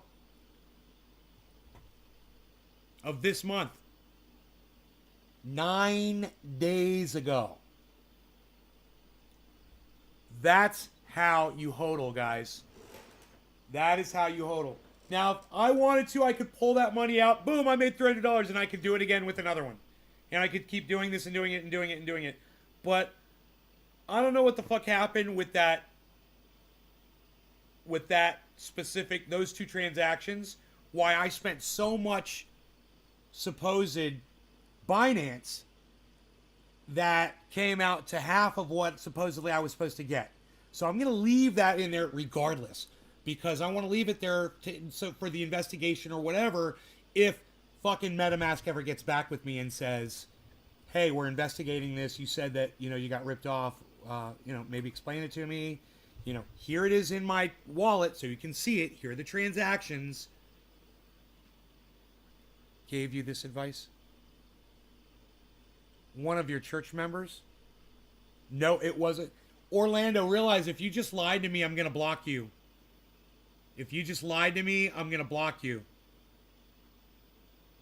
Listen very closely to what I'm going to tell you, Apostle Orlando Bethel. If you just lied to me, I'm going to block you from my live stream. I'll block you on Twitter. I'll fucking block you, bro. I'll block you out of my life. You don't get to come in here and do that. So, are you going to take it back?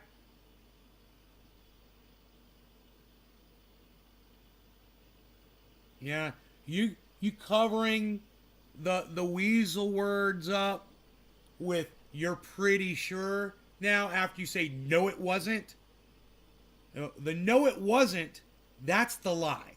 Fuck everything else you said after the ... All right? You fucking lied.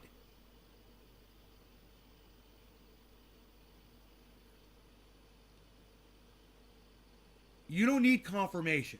You're wrong. I know it was not one of your flock members. You take it back for now. You know, unless Billy Bong Thornton is a part of the Church of Christ, led by Apostle Orlando Bethel.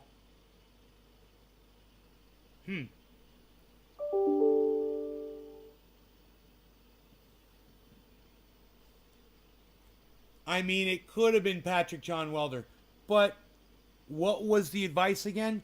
To purchase Merit Circle. I wrote it down on a piece of paper. I might just find it.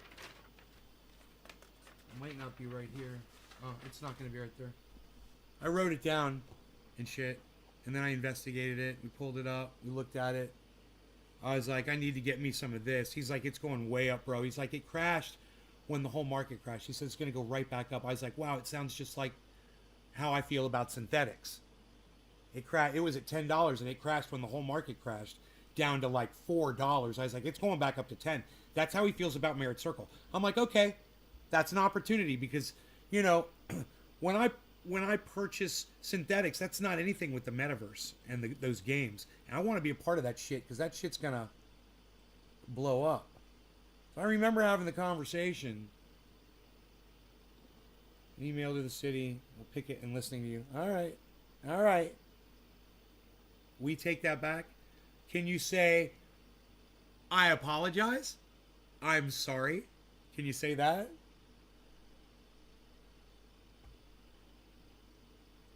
You owe it to my chat.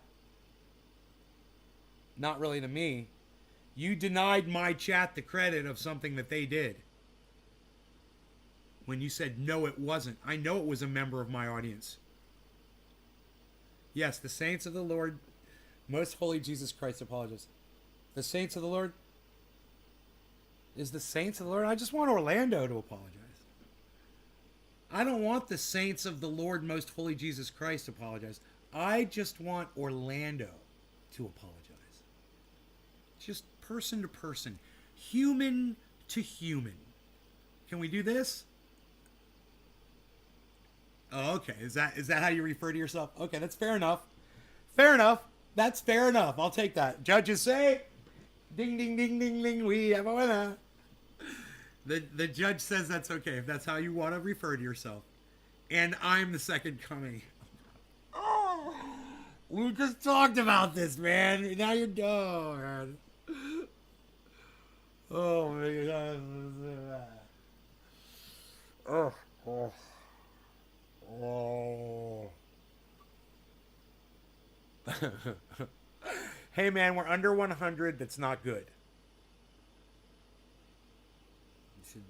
Hopefully it's going to go back up right now. 5 and a 15 quarter, let's get to 100. 3 and a 15 quarter, 2, 2, and I'm looking for 100. 3 and a 15 quarter, 5, 5, and a 15 quarter, 5, 5, and a quarter, 2, 2, and a quarter, 5, 5, and a quarter, 2, 2, and a 15 quarter, 10, 10, and a quarter, 5, and it is 0.85. 3 and 50 quarter, 2, 2, 0.79. 3 and 50 quarter, 2. We got to get this to 100, folks. 3 and a 15 quarter, 44, and a 0.82. 5 and a 15 quarter, 2, 2, 0.82. 5 and a 15 quarter, 10, 10, and 15 quarter, 81. 81, 5, and a quarter, 2, 80. 3 and a 50 quarter, 2, 2, 50 quarter, 92. Here we go, going on up, folks. 3 and a 15, 93. 3 and a 50 quarter, 2, 2, 2, 104. That didn't take long, did it? I did that. That's the power of my auctioneering voice, guys. I got Bitcoin at over 100, and I think that might be a new level of resistance. It's just got to be pushed through with my auctioneering voice.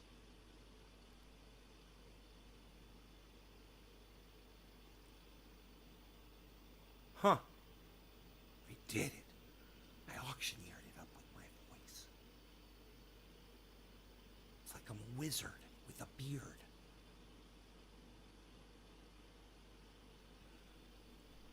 Sold. Bitcoin 44.1. Sold. Thank you, folks.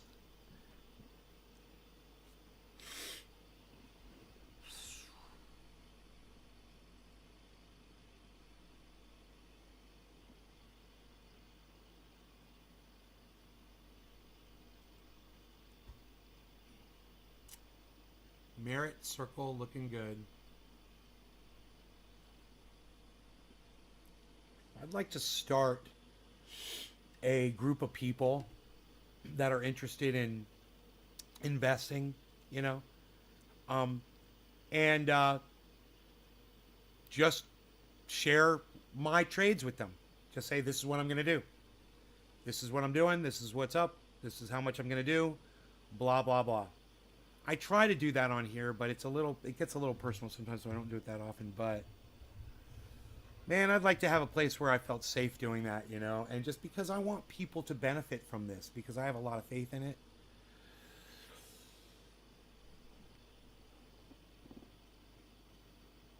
It's way down,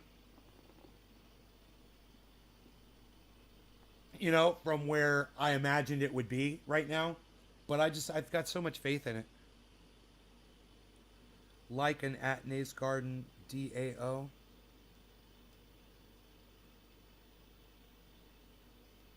Got it. Let cola out.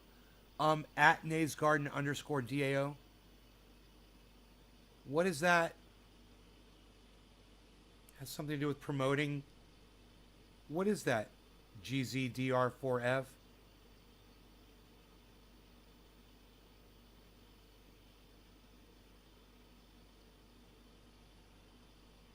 Can I just call you Jizz Doctor? Do you want to start a DAO like a group? Oh, I don't know what a DAO is, Jizz Doctor.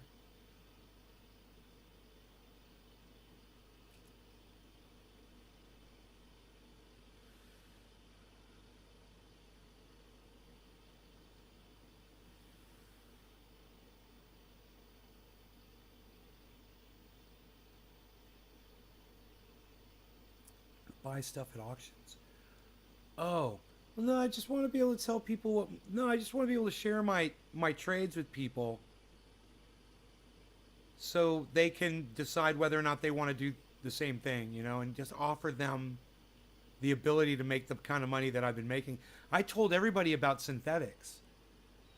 You know, Synthetics is doing. It's going to go right back up. You know, it's doing what everything else is doing right now.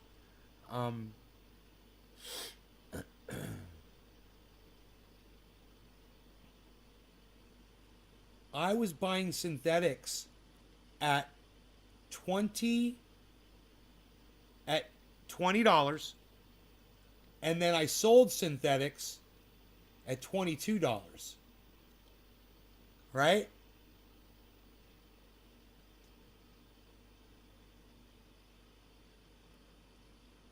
Then I bought Synthetics at $11. Then I bought Synthetics at $9.40. Then I bought Synthetics at $9.60. Then I bought a little bit more Synthetics at $4.94 recently. $4.94. Right now, Synthetics is at. I don't know why this is so hard to find this information. $5.69. So understand, I see it going back up to $22. You know? No problem. I've seen it at $10 like it was nothing. So when I purchase it, when I hold it, or whatever, I'm getting 14% interest on it the whole time. And that reflects on my taxes. And I got to tell you guys, a lot of people, when I started this, I got this in the chat a lot. Yeah, Nay, you're doing crypto, you're going to make money, but you're going to have to pay taxes on all that. My mom even said that to me. And I'm like, yeah. So, you got to pay taxes on everything. What? Extra income? I'll take what I get, right? When I start paying my taxes, I realize I made a lot of money. You know? It's done me really well. I'm going to keep doing this. Swiss bank account? Yeah? Is that what you do?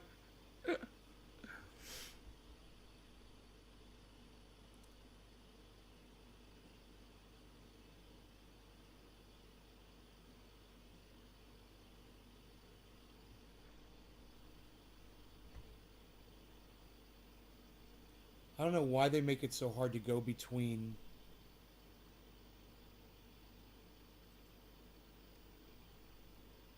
these pages here. I want to see. There we go. I want to see how synthetics is looking over on the chart. I'm pulling up synthetics chart right now. Okay, here's the 1 day chart. You guys are going to be sad, man. Oh my God. Everyone who's not in on this one. You guys are going to be sad with the 1 day chart.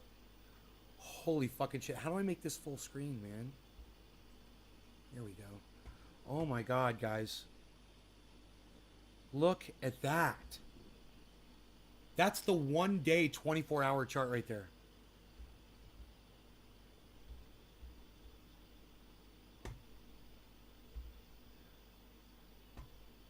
That's just what it did today.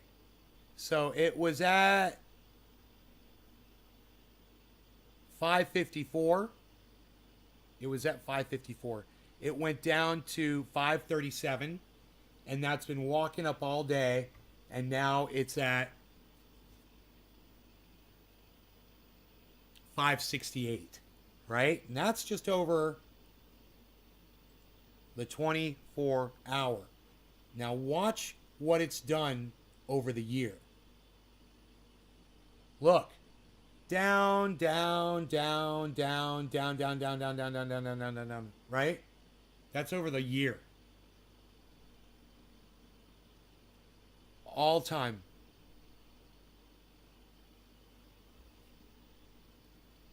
People might not realize that. But do you know what I see when I look at this chart right here? I go from here and I draw a line like this. And I look at the bottom and I see a steady climb. From here, from where it was nothing, I see a nice climb going, but it's climbing, climbing, climbing, climbing, climbing, climbing. You know what I'm ignoring? I'm ignoring all these peaks and valleys. Fuck that shit. I don't care about any of that. I'm a hodler. And what I want to see is long-term climbing.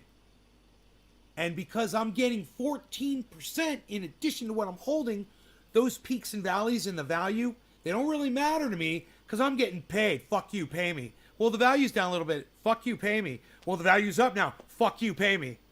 Every week. Fuck you, pay me. Every week. So this synthetics, man, I fucking like it just for this reason. Now, granted, this is over the all time. You can see this gradual climb, but watch this, man. Watch this.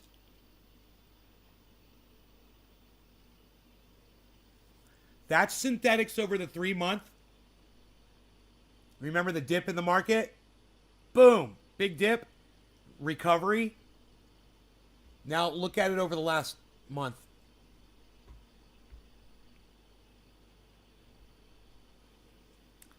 You saw what it looked like over the 1 day. It looked like that. That's the 1 month chart. Here, look at it full screen. That is a nice fucking recovery happening right there on synthetics. Very, very nice. So that's one of the ones that I'm going to hold on to and make a lot of money with. And you guys have, I keep telling you about Celsius. Get you some synthetics, move it on over into Celsius, and hodl. Because you can cry about a dip, a crash, blah, blah, blah. But if you're taking profit the whole time, if you're pulling out money, you're making money while your money is just sitting in there. So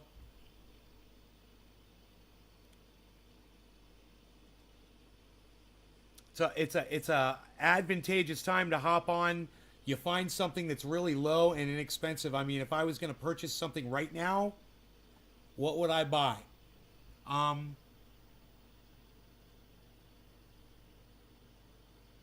Overland is $1.80, but that's Metaverse. So you can't be completely sure about Metaverse right now. It's risky. So who knows what's going on with the Metaverse? So Phantom is another one.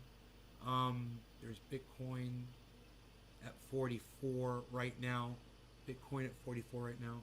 If you buy Bitcoin at 44 right now, I think you'd be happy. It just depends on how much you're purchasing. Storage is $1.35. That one's going up. So you could get storage. Polkadot's all the way up to 22 cents. Probably not a good time to get Polkadot. It's gone up a lot lately. Sushi is at $4.76. Algo is $1.04.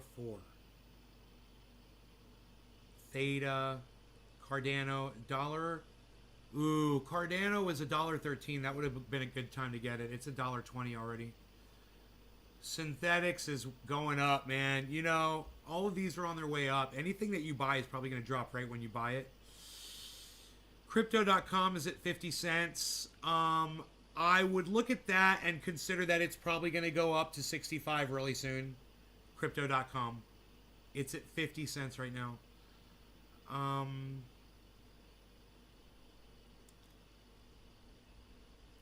Harmony 1 is 22 cents.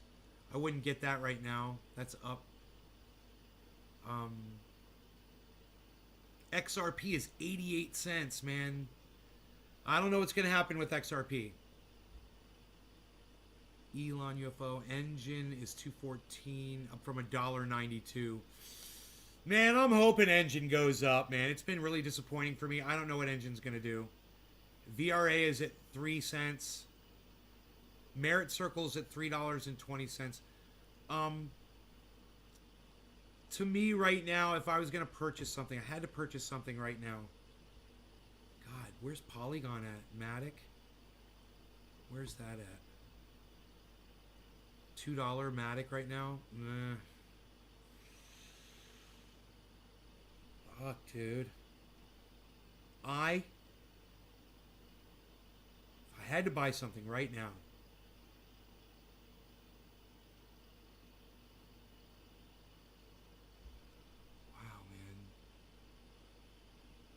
everything is going up.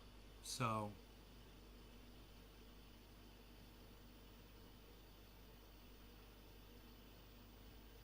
Polkadot doesn't just seem to be going anywhere, man, for the longest time. It's kind of been stagnant. Storage is moving up. Yeah, I'd get some storage at $1.35. That's what I would get right now. I'd get storage at $1.35 because it was $1.30 and it's been up to $1.40.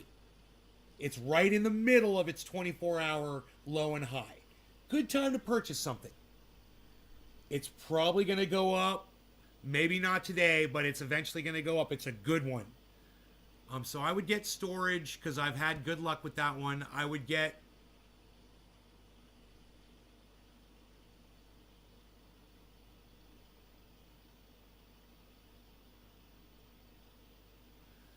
Loopring is another one I'd consider. Loopring, I'd consider LRC.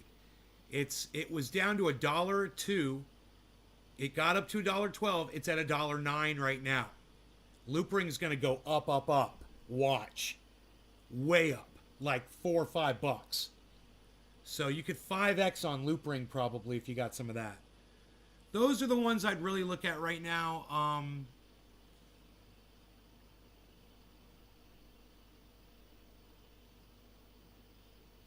Mana is in a good spot to buy.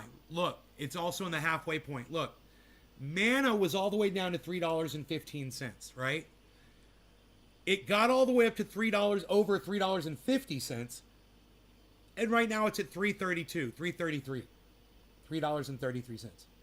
I like those low-cost ones. Mana is a really good one. You can't go wrong with Mana. It's fucking Decentraland. I'd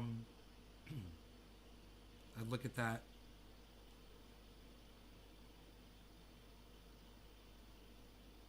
Uniswap looks like it might be going up. I hope it does, you know. I'm watching Engine. I'm watching Uniswap.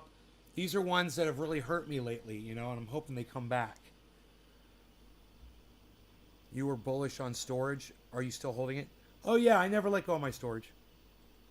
Yeah, I never let go of that. I still got it.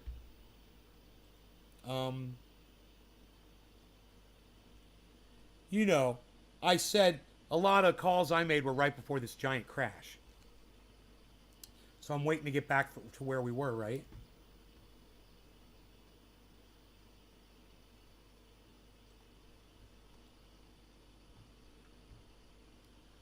But storage,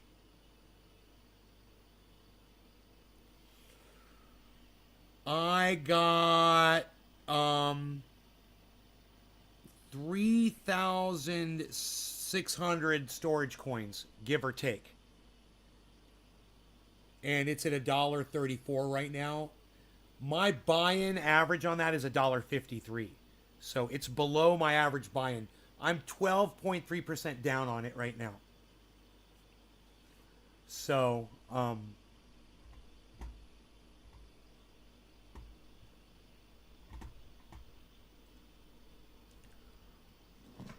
keep your eye on that.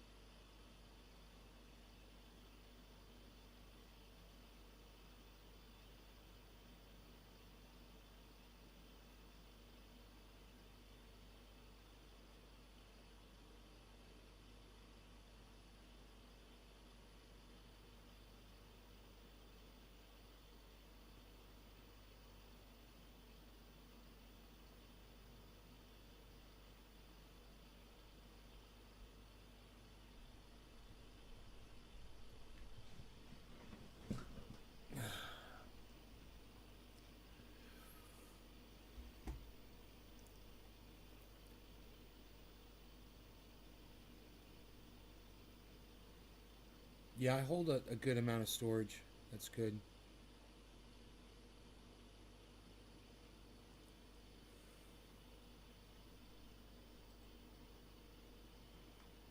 seeing a lot more green in the profit loss section now on my portfolio. Harmony's back up to 375% profit loss. That's my biggest one, I think.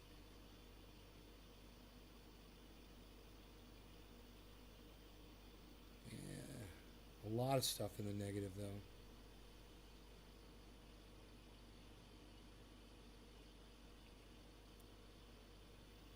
If you had 50,000 in Shiba on Coinbase, would you move it to the Bitcoin wallet or hold it in the Shiba wallet? I don't know where the Bitcoin wallet is. Hold it in the Shiba wallet now that they're getting into NFTs and today announced their entry into the metaverse. It doesn't. I don't understand what the difference is of where you're holding your Shiba. You have to ask the freaking Oracle that question, GZ.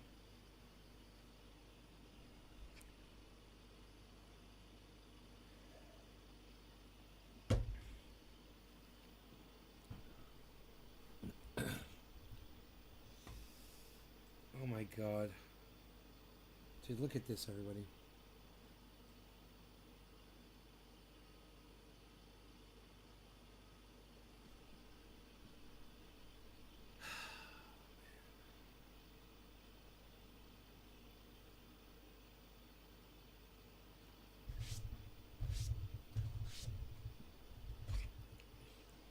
Hilarious.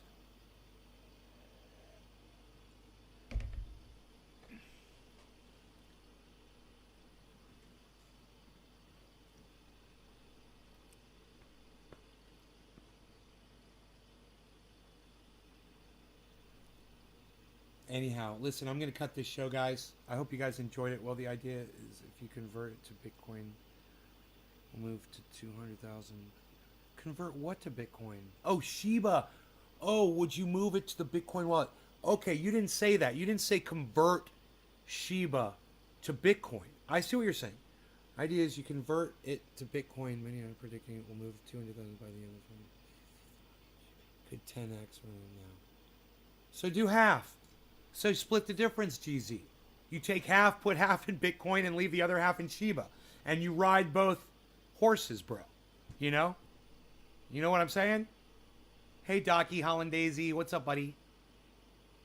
Tear that baby in half, son.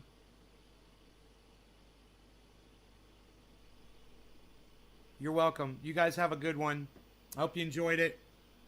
Here's 20 seconds of waving since Doc's here. Bye, everybody. I stopped doing this, Doc. Again. And do it from all profits. Psh. Bye. Bye, guys. Keep your eye on that price. We'll see if the hodlers can be yodelers tonight about their hodlers. We'll be yodeling about our hodling. We'll be yodeling about our hodling.